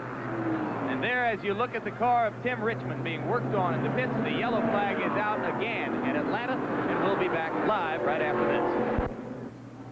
We are back and continuing under the yellow flag in the Atlanta 500. For the moment, the leader is that man, number 3, Dale Earnhardt. Moments ago, before the yellow came out, we told you that there were 8 cars on the lead lap. Tim Richmond was the leader at that time, ahead of Morgan Shepherd. Those cars have pitted. 1 lap now to go before the green flag as we go down to the pits and Tim Brand. In Morgan Shepherd's pit with his pit chief, Jack Fletcher. And Jack, it's going to be close. Can you make it on this last fill-up? Yes, we can make it all the way. We ran this far before, so we're confident we can make it. I know ideally you'd like to go 60 to 70 miles before you fill up. Has he gone this distance? You've got 60-some laps left to go here. Yes, we've done that. We did it earlier in the race. All right. So they pitted that. Huh? We were out when he came in. All right. So they checked that before, Jim. They really feel that they can do it. They will do it. We have talked to Harry Hyde also in Tim Richmond's pit. They're going to try to go the distance on this last fill-up as well. So it's going to come right down to the wire. It'll be extremely close as to having enough gas or not going the distance. All right, Tim. Well, that, in fact, is the crux of the matter. If you were NASCAR's paid dramatist, you could not have written this any better, because that last yellow came out with just about 100 miles to go in the race. And as we've told you before, the fuel limit for these racers is just about 100 miles. All eyes will be focused now, I suppose, Sam Posey, on Dale Earnhardt, who has run afoul of this particular situation once before this year. Yeah, at Daytona, he couldn't make the distance that now remains to be made here. And he spent part of that time drafting Jeff Bodine and should have gotten good fuel mileage. Things may be different this time. Only time will tell. But it's interesting, in a race which went incident-free for so long, that suddenly there seems to be crash after crash, blown engine, and there may very well, if this trend continues, be another yellow flag before the end, rendering all of this academic. Pretty exciting stuff. You see Cale Yarborough, who's right with the leaders, although he is a lap back. There's Earnhardt on the right, cutting down in front of the car, in front of Cale. We have a good look at Earnhardt up ahead there as he starts to pull away from Cale, as he's been able to do each time so far. There's Rusty Wallace being passed. Cale Yarborough just not with the speed so far. Again, look up at the track. The view that Cale Yarborough sees, and you can see Dale Earnhardt able to cut down, take a very low line around the track. Earnhardt, wait a minute, the yellow has come out again. I'm afraid that was a prophecy. I see a car sitting on the inside of turn 4. It is again 54 is Slick Johnson, and 2 is Kirk Bryant again. And now Bryant has body damage to go with his spectacular spinning. Well, it looks like the back of his car is missing. That's where the fuel tank sits in these cars. That's interesting. Well, it'll bring another rash of stops, of course. And this time, I would suppose that it will be possible for virtually any of the cars to make it from here to the end. That incident appeared to have been triggered by a blown engine. Do you know who that was, Jim? Well, it was car number 57. Jody Ridley. Blew an engine, and that is indeed Jody Ridley's car. Yeah, I didn't see that, but let's see if we can have another look at the incident as the yellow flag waves. This is the turn 4 area. As we move in, we see... That's Kirk Bryant, who spun. No, Bryant is there in the number 2 car, right in the middle of it. There's Kyle Petty, who was involved in a crash earlier, number 7 just going out of the screen. So what we see there is Kirk Bryant and car number 54, Slick Johnson. Wow, Kirk Bryant. The spin occasions the yellow. People gather themselves back up, and he's involved in the very next incident. The 2 cars which just missed being involved there, number 88, Buddy Baker, slipped by, and number 7, Kyle Petty, also just missed. And people say maybe you don't have to have reflexes. That's where it comes in. Not only to react quickly to danger ahead of you on the track, but to do exactly the right thing. Buddy Baker, Kyle Petty, very fortunate but also very skilled drivers. We can't see whether the drivers are out of those cars. Kirk Bryant and Slick Johnson. But you've already mentioned that this is the 5th crash that Kirk Bryant has been involved in 4 races. This is a tight-knit, hierarchical sport where the drivers like to keep a tight command over their perception of what's happening on the track at all times. Do you suspect that there will be a review of Kirk Bryant in the upcoming weeks? Yeah. There you go. I would think so. On the other hand, Kirk Bryant has the advantage of driving for a car owner who I believe happens to be his father. So it's a little harder for him to lose his job than it is for the average guy. Right now, we still await the emergence of 2 drivers from those 2 cars. We'll be looking for that when we come. Here, technology can be fun. Down there, it's a different story. It's where General Motors tests AC Delco parts to make sure they deliver performance and reliability. AC Delco has a full line of parts for most any car or truck, from Delco batteries, Delco shocks, AC fire ring spark plugs, and AC filters. Help your car pass the test. Get the smart parts from AC Delco. Call 800 AC Delco for a retailer near you.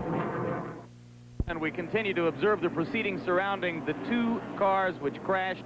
Number 2, Kirk Bryant. Number 57, the car of Slick Johnson. Now, while we were away in commercial, 1 driver was placed on a stretcher and put into the emergency vehicle, which you saw moving away from that spot. I don't want to hazard a guess as to whether that driver was Slick Johnson or Kirk Bryant. At this point, certainly we'll be finding out as soon as we can. But the yellow flag has occasioned another rash of pit stops, another chance for the lead drivers to begin to examine their situation with now just about 80 miles to go in the race. All right, that 80 miles obviously means that if there are no more yellows, maybe there won't be, that none of the lead cars would have to stop for fuel. So whatever they did in this last pit stop, they certainly did with the idea that that was going to be their setup for the dash to the finish.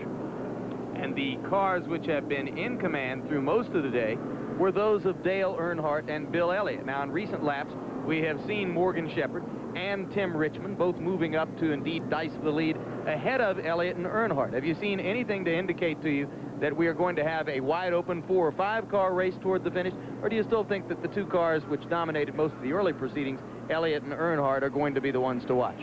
I really don't have a call on it because the last 100, 150 miles of this event have been so jumbled that we really haven't seen clear track running, which to me would have been decisive in any way, enable us to form any opinions. I still feel that Bill Elliott put those tires away earlier and may very well have what he regards as a good setup for his car.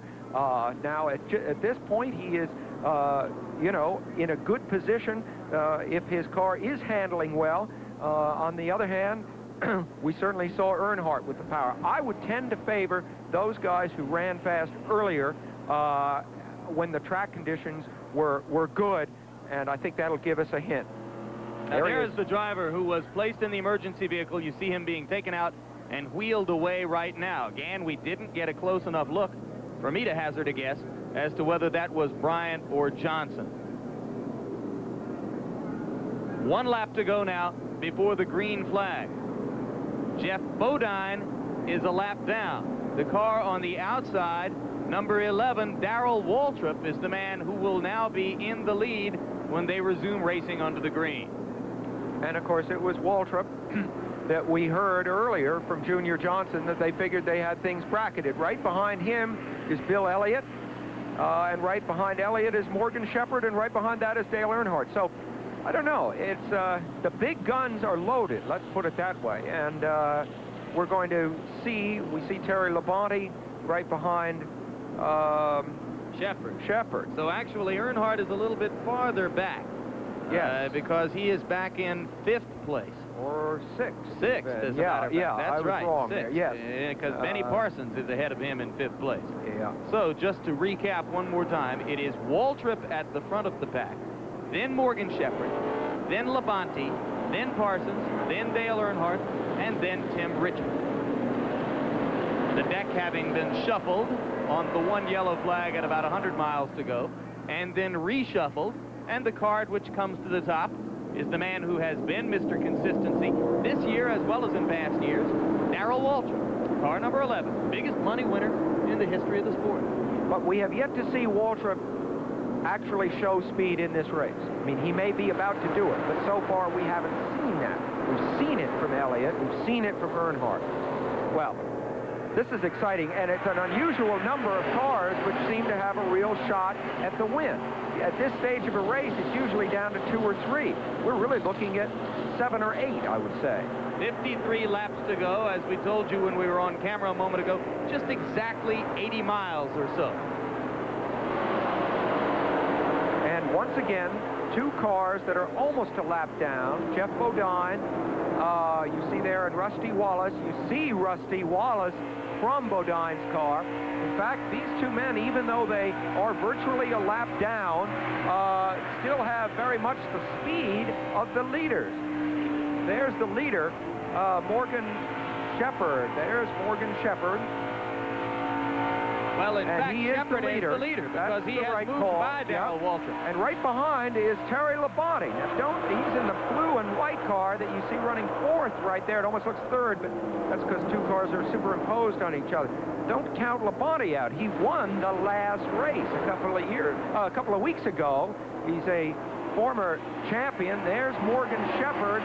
It all looks so calm sometimes through these cameras. Of course, it's not calm there. There's Labonte.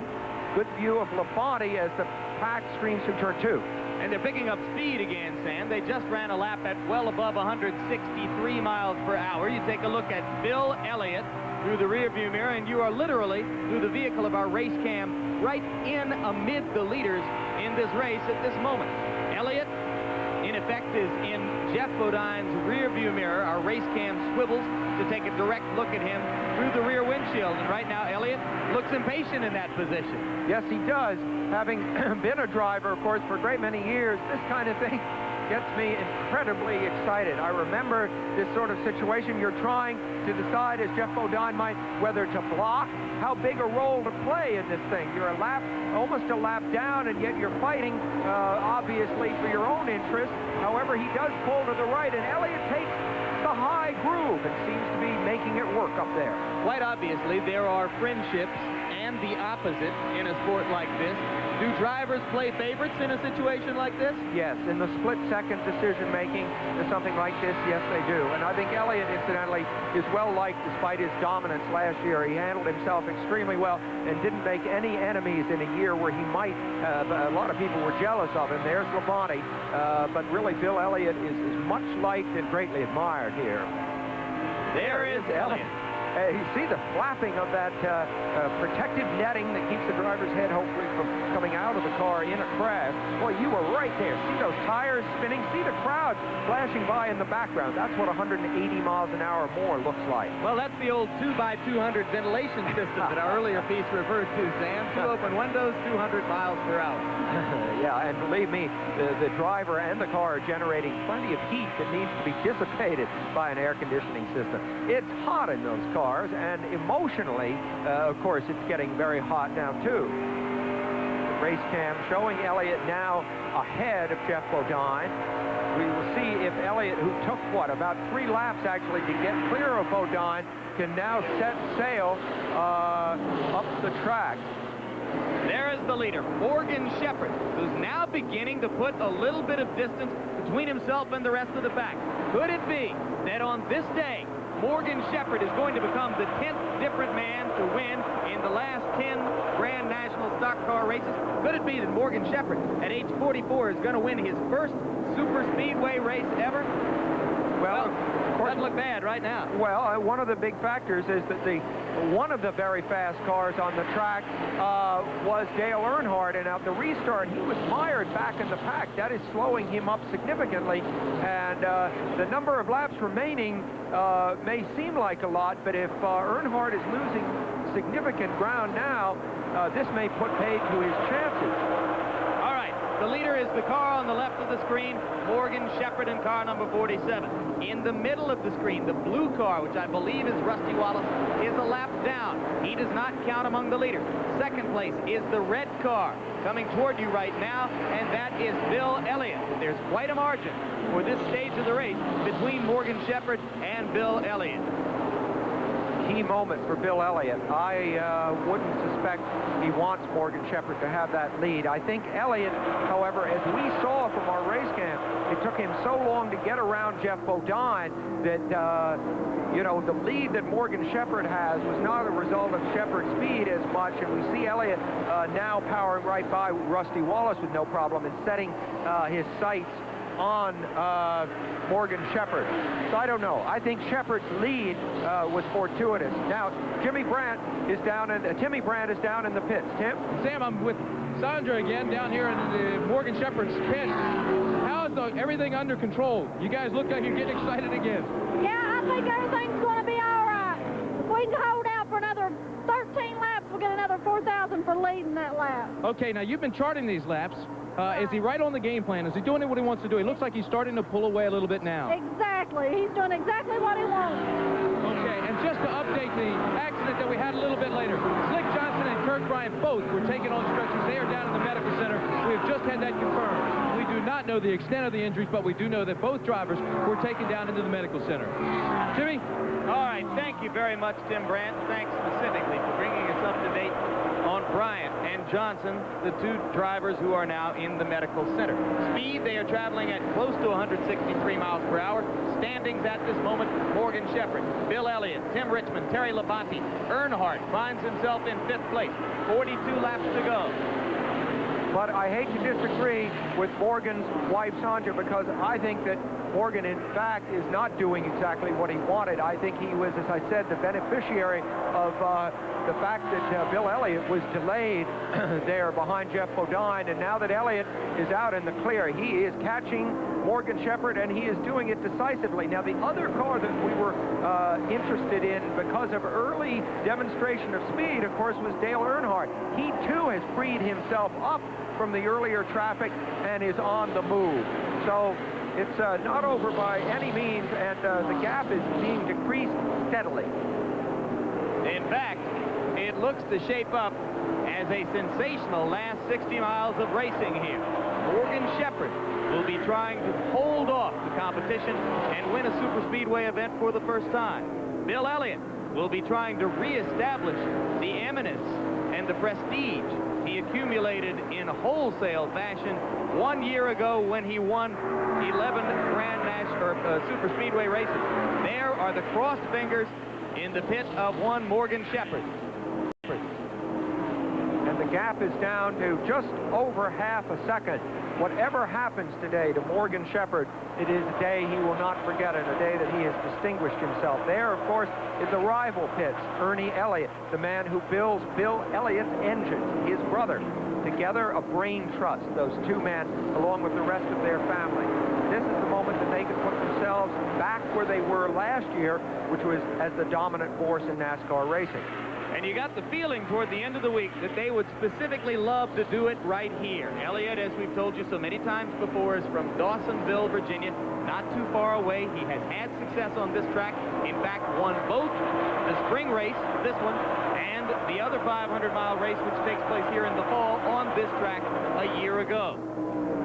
And here, Elliott, it seems as if, Jim, each time they head into the turn, that's where Elliott makes his most ground. It's not on horsepower coming off the turn. It's not even on the steady state cornering once they've settled into the turn. It's right in there. It sweeps in on it. Different it is a track with more turns than straightaways in effect. So you're quite happy to see that kind of progress if you're in Bill Elliott's position. 37 laps to go now. And the gap down to less than a third of a second. You do not make up ground in big gobs. You make it up in hundredths of a second, here and there, and they add up. Still, this is fairly dramatic. Yeah, it is dramatic. Well, Shepherd is racking up quite a lot of prize money, as his wife points out along the way, by being the leader at different stages. And to a smallish team like his, that can make an enormous difference.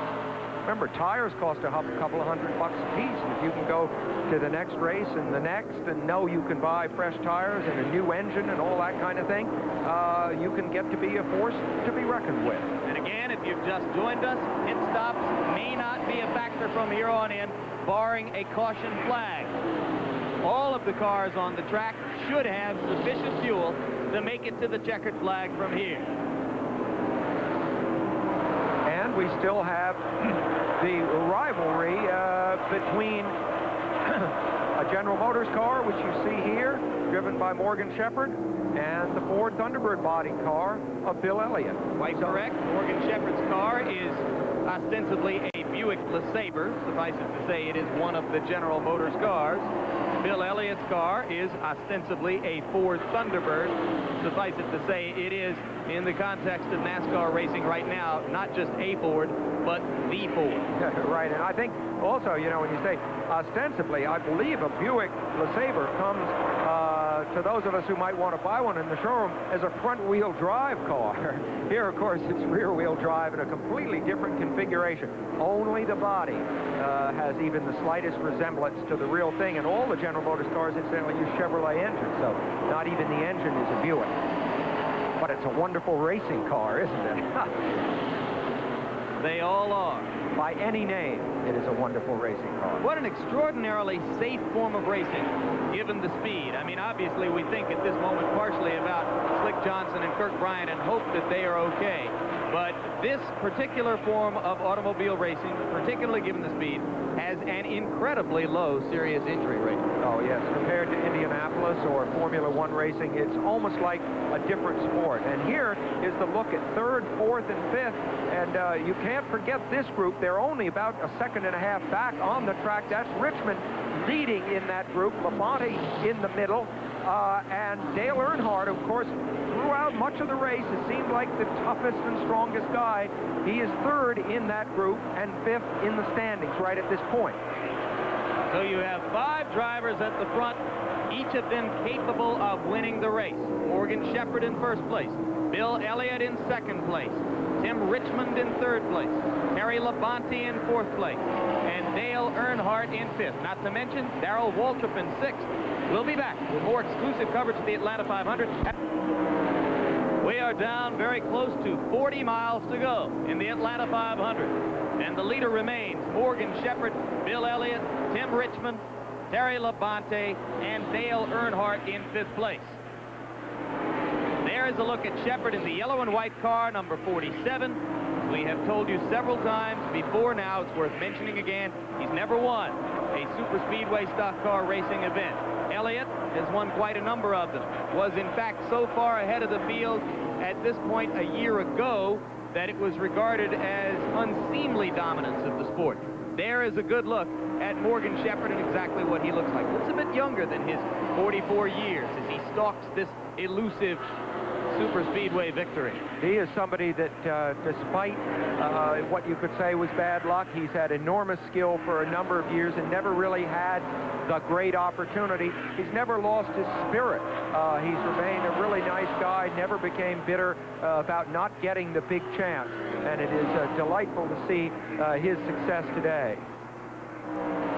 Now we are being told there's a blown engine on the backstretch. And it is car number 28, Cale Yarborough. Yep. Well, there goes one of our race cams, and Cale's going to be out of there. They've been providing us with a terrific view of what's been going on the track, and there you see Cale wrestling with the thing. I was trying to look and see if we could see the oil pressure gauge. That's a sure indication of how the engine is doing, and it would have been interesting to see the other gauges in there to get any idea. They did not go yellow. One car is being black flagged. I think it's Richard Petty, but they have not gone yellow because evidently Cale, with his experience, got that car pulled down so soon. Also, we are not certain that it was a blown engine for Cale. Could have been. You were right once, I will never displease you again, no matter how esoteric the information. Morgan Shepherd remains on the lead. As you pointed out, no yellow flag came out. 26 laps to go. That is under 40 miles. And as you can see, the gap from the 2 leaders back to the pursuing trio, which contains Earnhardt, Labonte back there, and Tim Richmond, that's a big gap. At this point, 40 miles to go, none of those drivers are showing the kind of speed that would see them detach themselves from that situation. Let's look at that gap. There are the leaders, Morgan Shepherd, Bill Elliott, and now look back, really almost not quite a quarter of the racetrack, but that's a significant amount of asphalt that they're going to have to chew up. And at this point, there's no way they would be back there intentionally. However, the 3 pursuing cars have not been holding each other up. They're not slowing each other by cutting each other off in the turns or anything like that. They just don't seem to have the combination at this stage. Well, you've got every kind of story here in the top 5. You've got Morgan Shepherd, who's never won. Behind him, you've got Bill Elliott, who has won a great deal, particularly within the last 2 years, but has not had success in recent weeks, and would love to recapture it here on what he regards as his home track. You've got Tim Richmond, who has not had a real good race this year. Best previous finish in 1986 was a 16th place, so he's really hungry for a high finish and perhaps a victory. You've got Terry Labonte, who won 2 weeks ago in Rockingham and is trying to break a streak which has seen 9 different drivers win the last 9 races.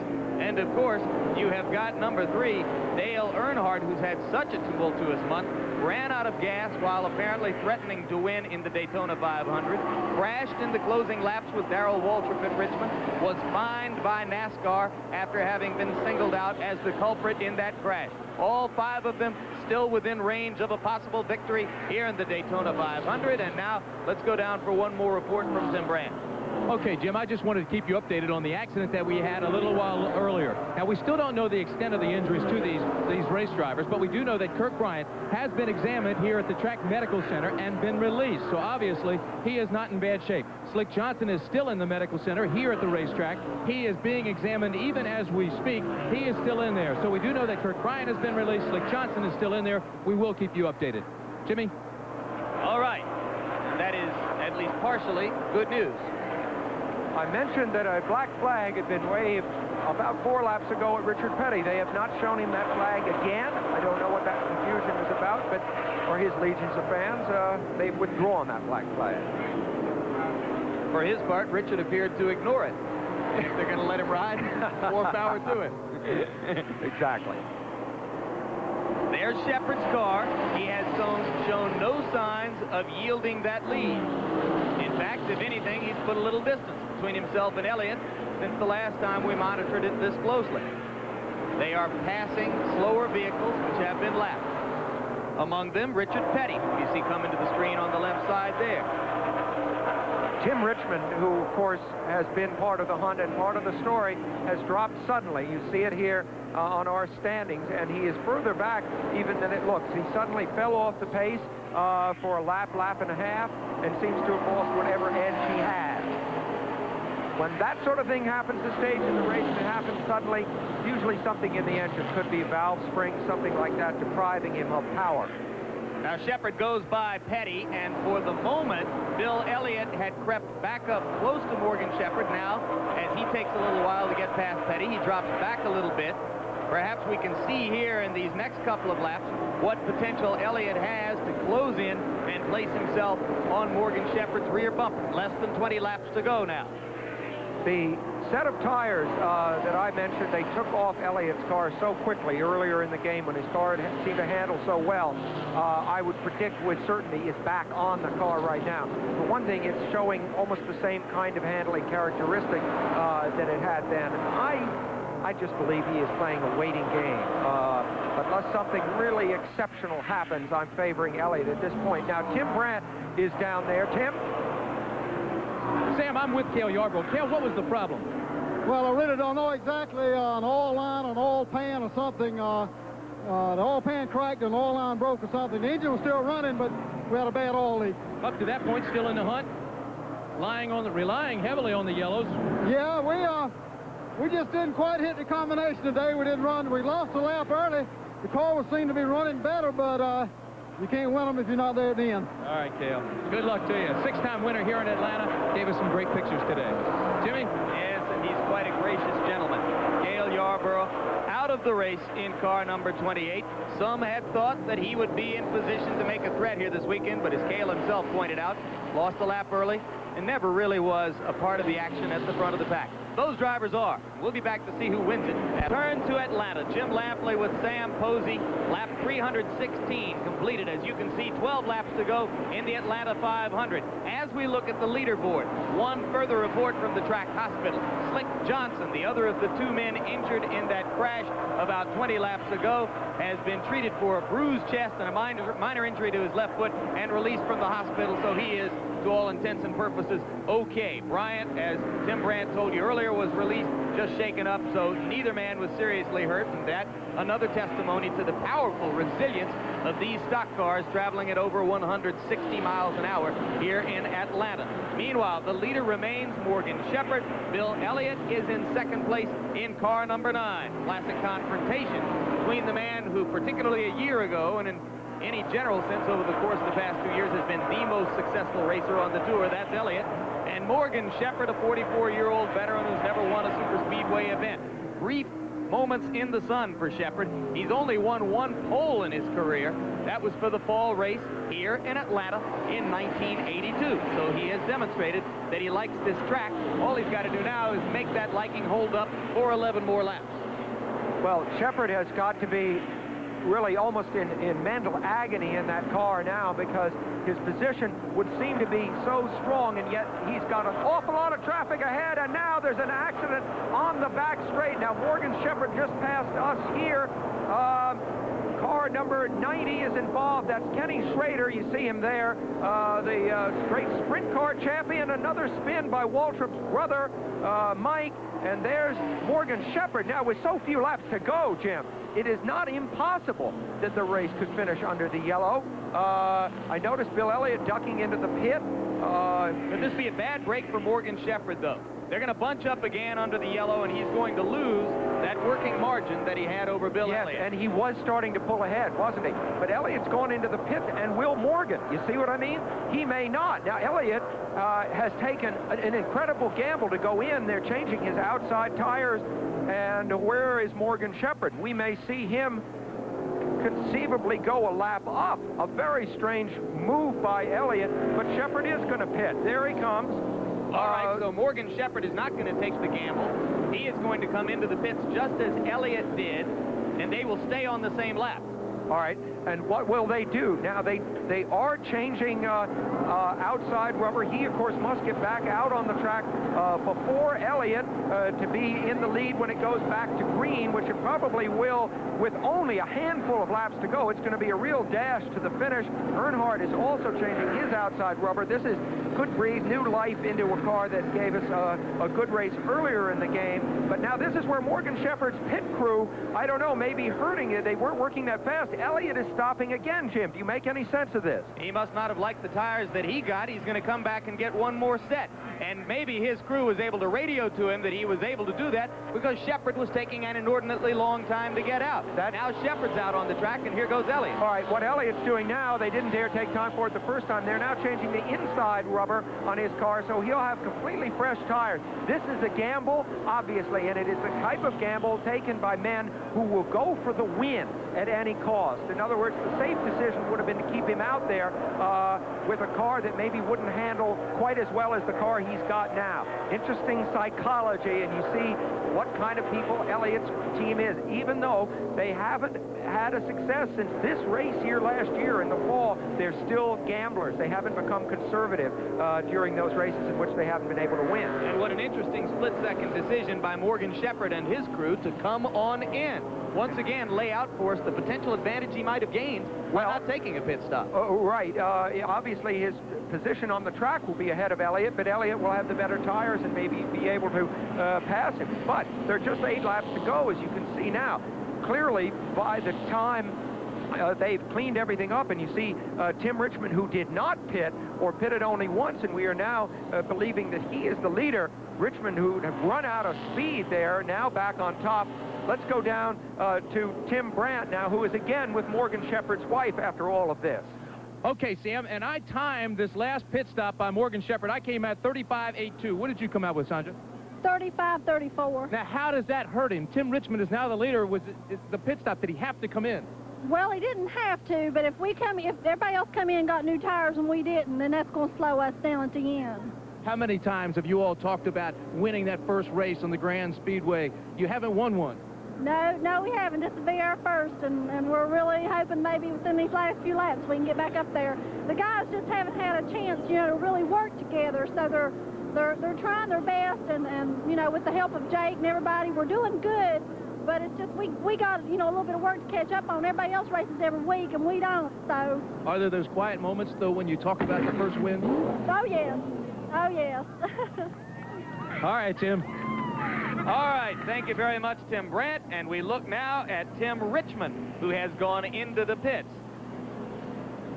The hood has gone up. I think that they're using this stop under the yellow as a desperate effort to solve whatever problem had beset them that caused Richmond to drop off the pace suddenly. I thought he might have bent a valve. It's possible that one of the spark plug leads came off. That is something they could fix quickly. I don't believe they're even working on it right at the moment. They're getting the tires squared away. A man went back over the wall to get something.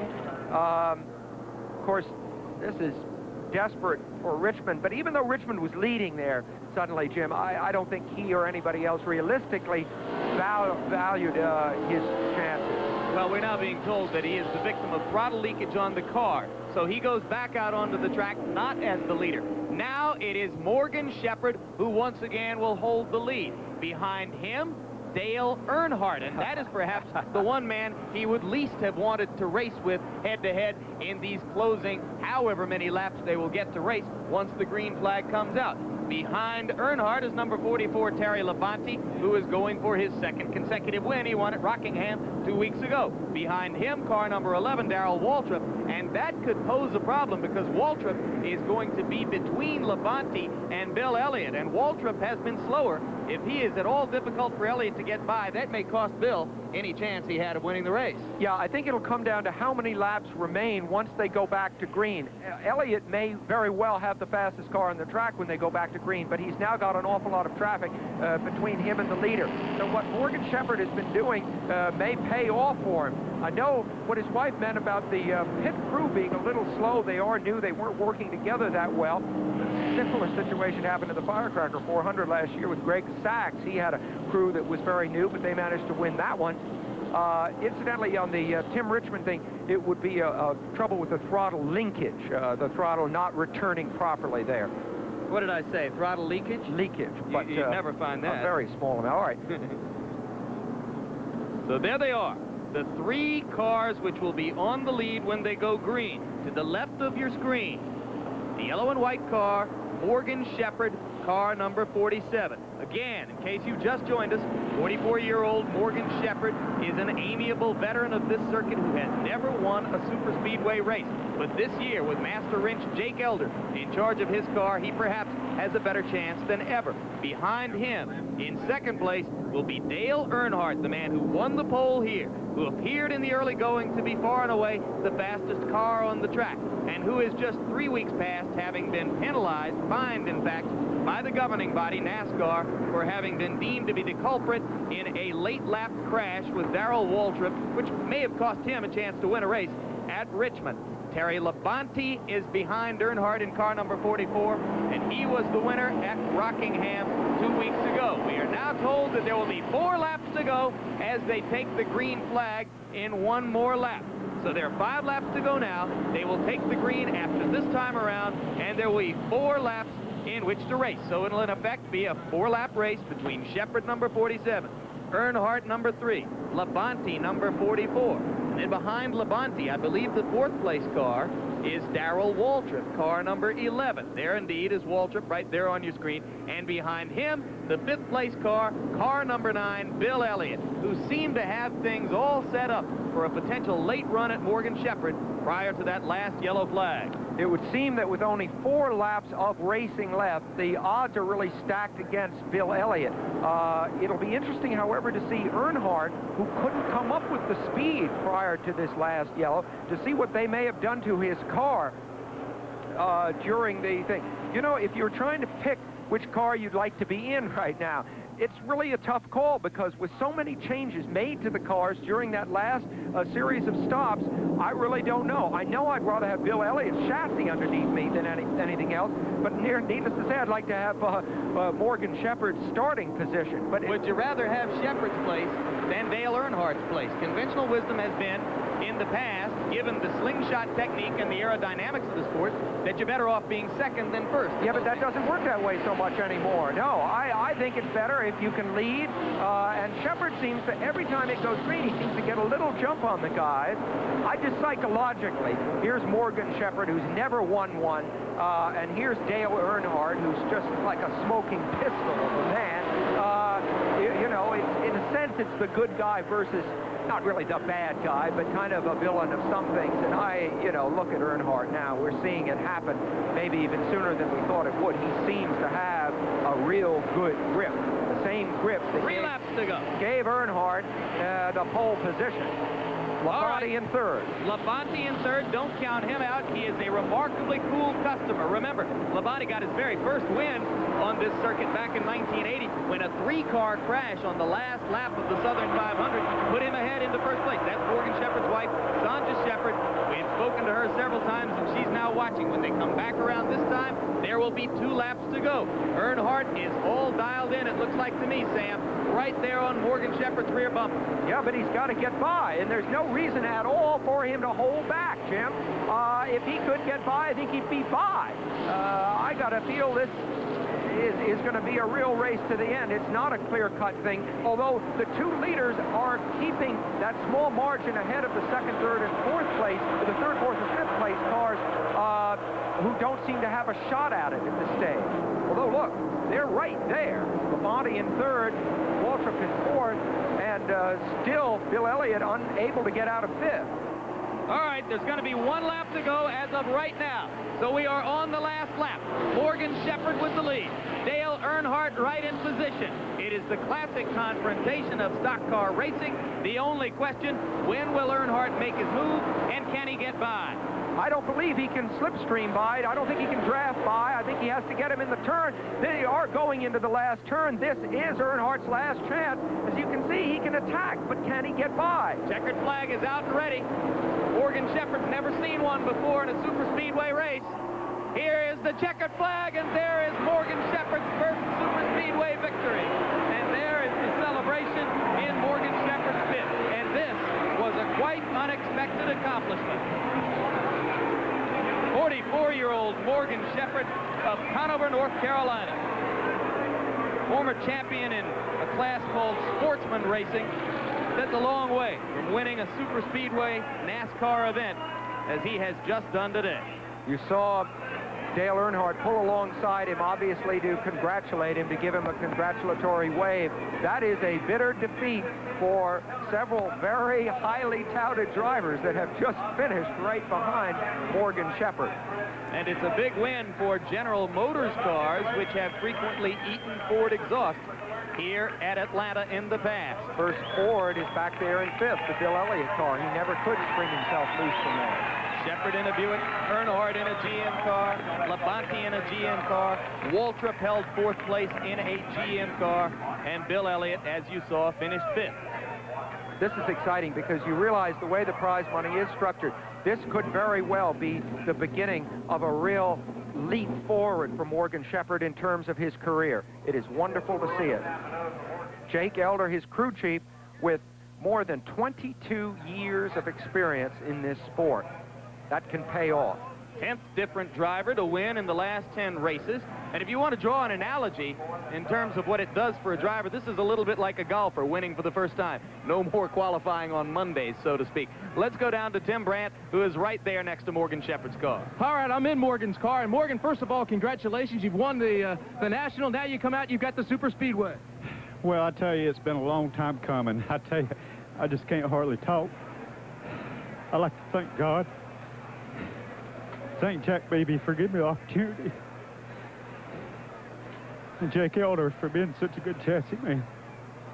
Morgan, if you can take your helmet off, I want to ask you, first of all, how many times, and of course you're working with a crew which is relatively new. You came in for a critical pit stop down the wire there. You changed all 4 tires, everything else. They stuck with you. Okay.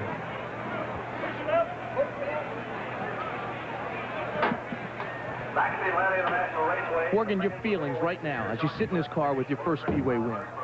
I tell you, this is just great. You know, I couldn't believe it's going to happen. We worked all day there.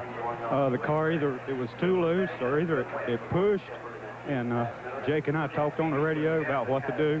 And we finally got our tire staggered and got everything right, and the car was hooked up at the end. You know, you just can't beat these Buicks. All the years that you've been on these tracks, did you ever think this day would come? Well, I knew it wouldn't if somebody didn't give me a chance. And I'd like to thank Jack Beebe for that. Of course, Jack's been with you all the way through. And what about a sponsor now? What does this do as far as you're concerned there? Well, this team needs a sponsor. You know, we're on a limited schedule, and maybe if we get a sponsor, then we could run them all.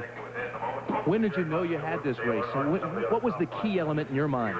Hey, I didn't know I had it until I seen the checkered flag. With Earnhardt sitting on your rearview mirror, what was going through your mind?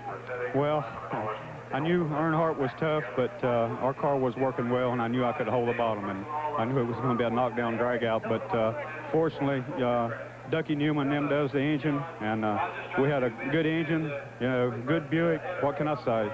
Morgan, one of the things that I think is a key is the yellow flag goes up, you don't even come in, which was a whale of a gamble. Why was that? Well, we had changed left side tires that time, and the car was working well, and so I told them, let's just stay like we was. Congratulations to you and Sanja, and good luck in the future. Thank you. Okay, Jim Lampley and Sam Posey, back up to you. Morgan Shepherd was a rookie in stock car racing 1982, had a short track win that year, won a pole position here in Atlanta that year, and other than that, hasn't much scratched. 4th place at Rockingham 2 weeks ago. If you were a real prophet, perhaps even a genius, you might have looked at that and said, hey, Morgan Shepherd, if this car gets a little bit better, has got a shot in Atlanta. But I doubt that there are too many people, even in the inner structure of the sport, who had quite that much wisdom looking into this particular week on the schedule. Our congratulations to Morgan Shepherd, who was clearly quite overcome with emotion and deserves all the credit he gets for this. Now let's go to Al Troutwig. Well, Jim, of course, we remember that Bill Elliott came in, had 2 new tires during the yellow, went back out, and then came right baug in. I'm with Dan Elliott, one of the other Elliott brothers, and it seems as though one of these, perhaps, is the reason why Bill Elliott didn't win today. Dan, what happened? We just had a problem getting the lug nut off, and when finally did get it off, we didn't have time to get on the 2 left side tires, so we had to go back out, come back in again. For that few laps, was it necessary to put the tires on the other side? It was for the competition that we had here today. Had it not been for all the cars that were in the lead lap and running so good, we would have probably stayed out, but we couldn't gamble today. Now, Dan, moments ago, Morgan Shepherd was enjoying the victory so much he broke down into tears. Was that the kind of feeling that it is to win, and is it equally the opposite feeling when you lose in such a close race like this? Yes, it is, and the only way you can ever feel it is to be in victory circle and know how it feels, and then anything besides winning is a loss. We spoke to your brother Bill the other day. He said, you know, you're always going to have good seasons and you're going to have bad seasons. And while this season has a lot of racing to go, it has been a little bit of a rough start for the Elliott crew. How's the morale? How's everybody holding up, do you think? Well, it's like the song says, when the going gets tough, the tough get going. I've heard that before. Okay, Jim, back to you. Thanks, Dan. Thank you.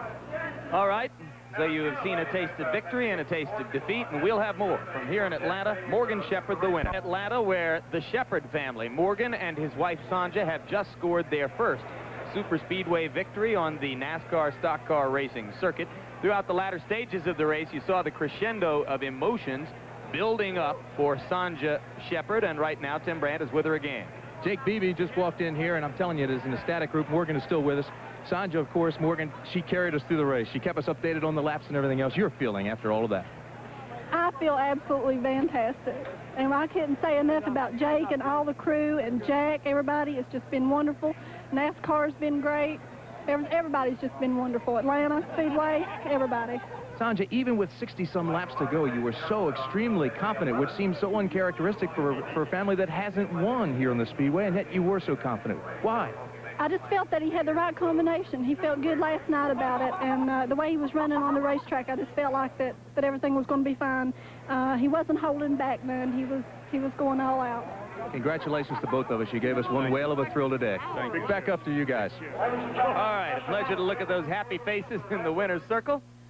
And sometimes not to be able to look at the faces. And we'll be back with more exclusive coverage of the Atlanta 500 after this word from our local stations. There are the final standings unofficially in the Atlanta 500. There will still be further audit of the lap counts to be sure, but for the moment it appears that behind Shepherd you had Dale Earnhardt finishing second, and then third place to Terry Labonte, and fourth place to Darrell Waltrip, and so on down as you see there.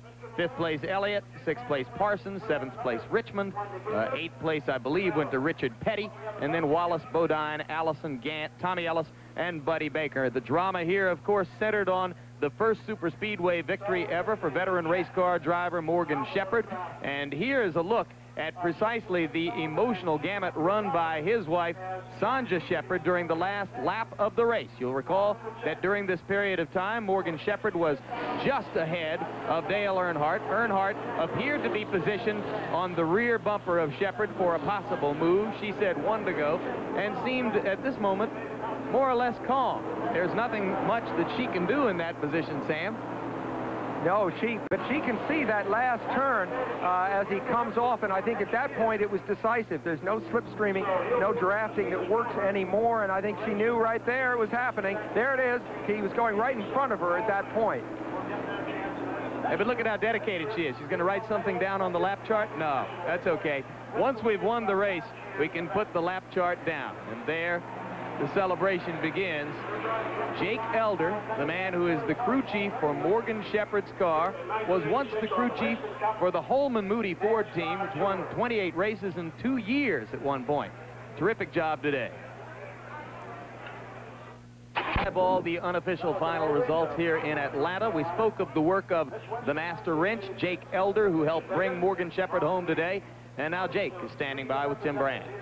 Jake, first of all, you were mentioning some problems along the way with Morgan, and yet you were so bold all afternoon. What were the problems? Why were you concerned?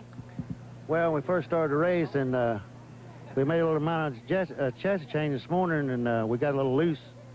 Then we decided we'd go with this 370 gear today, and they was beating us as bad up off a 2 over there. And Morgan said, well, I think we need to change the chassis a little bit, put me some wedge in, and open up the stagger in the rear, you know what I mean? Got stagger on the tires, and so we did that, so we got to picking up a little bit.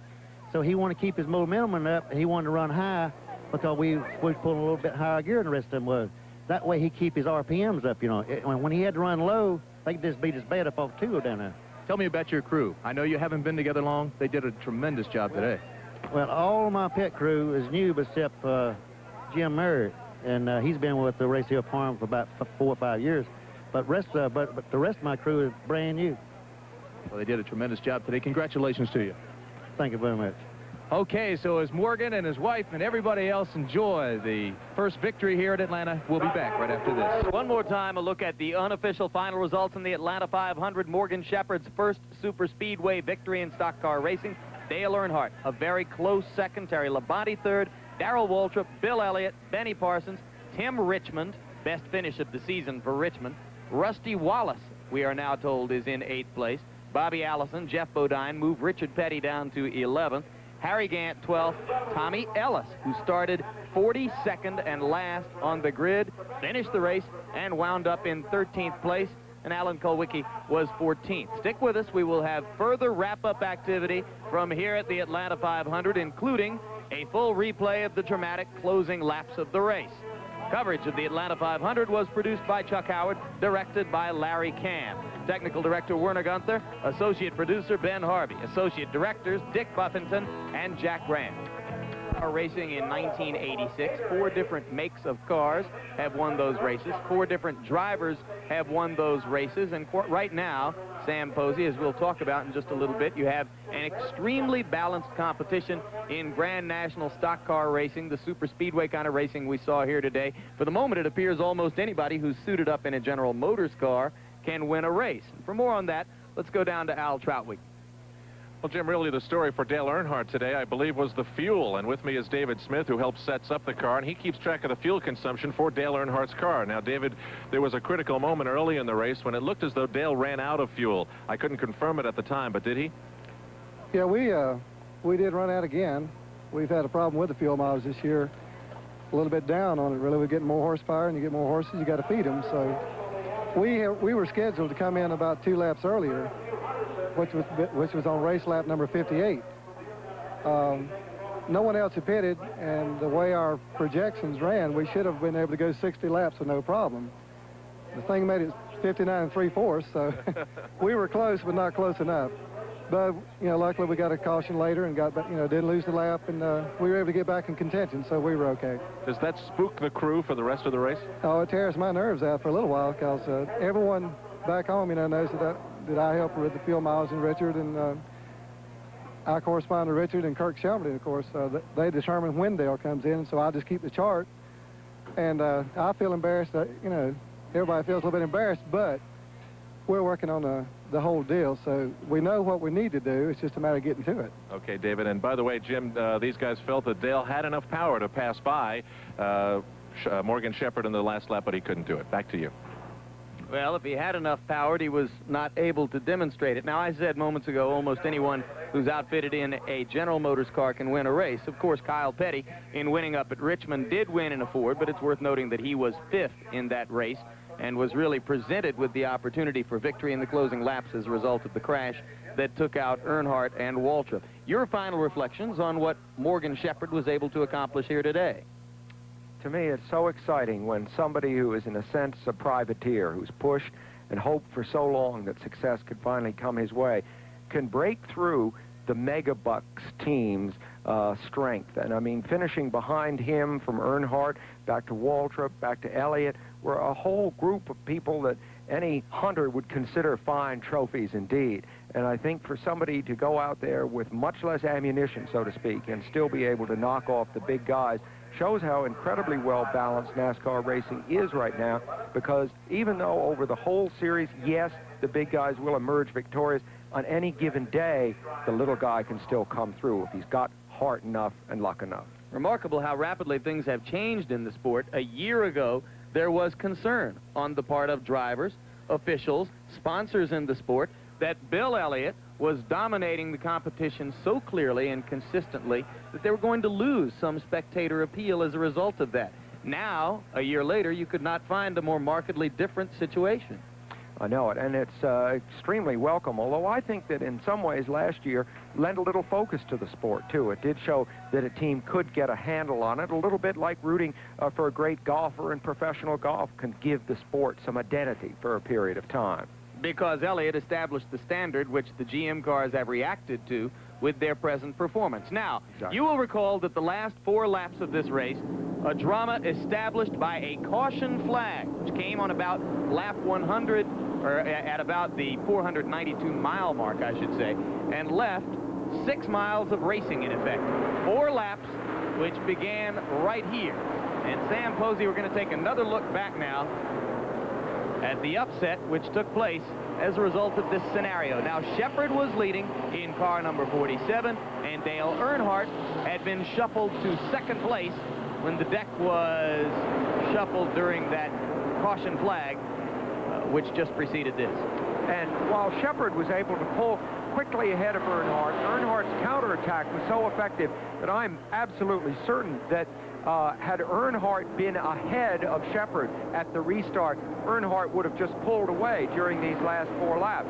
But being right with Shepherd and getting by him were obviously 2 very different things. It's interesting that Terry Labonte in the blue car really shadowed them the whole way. Now, here's a man that never led the race, or maybe only a couple of laps during yellows, and yet when it came right down to it, Labonte, who you see in that blue car in 3rd now, really had the speed of the leaders as well. It was an incredibly well-matched race for the finish. It's just that Morgan Shepherd had the tactical position Did he need it?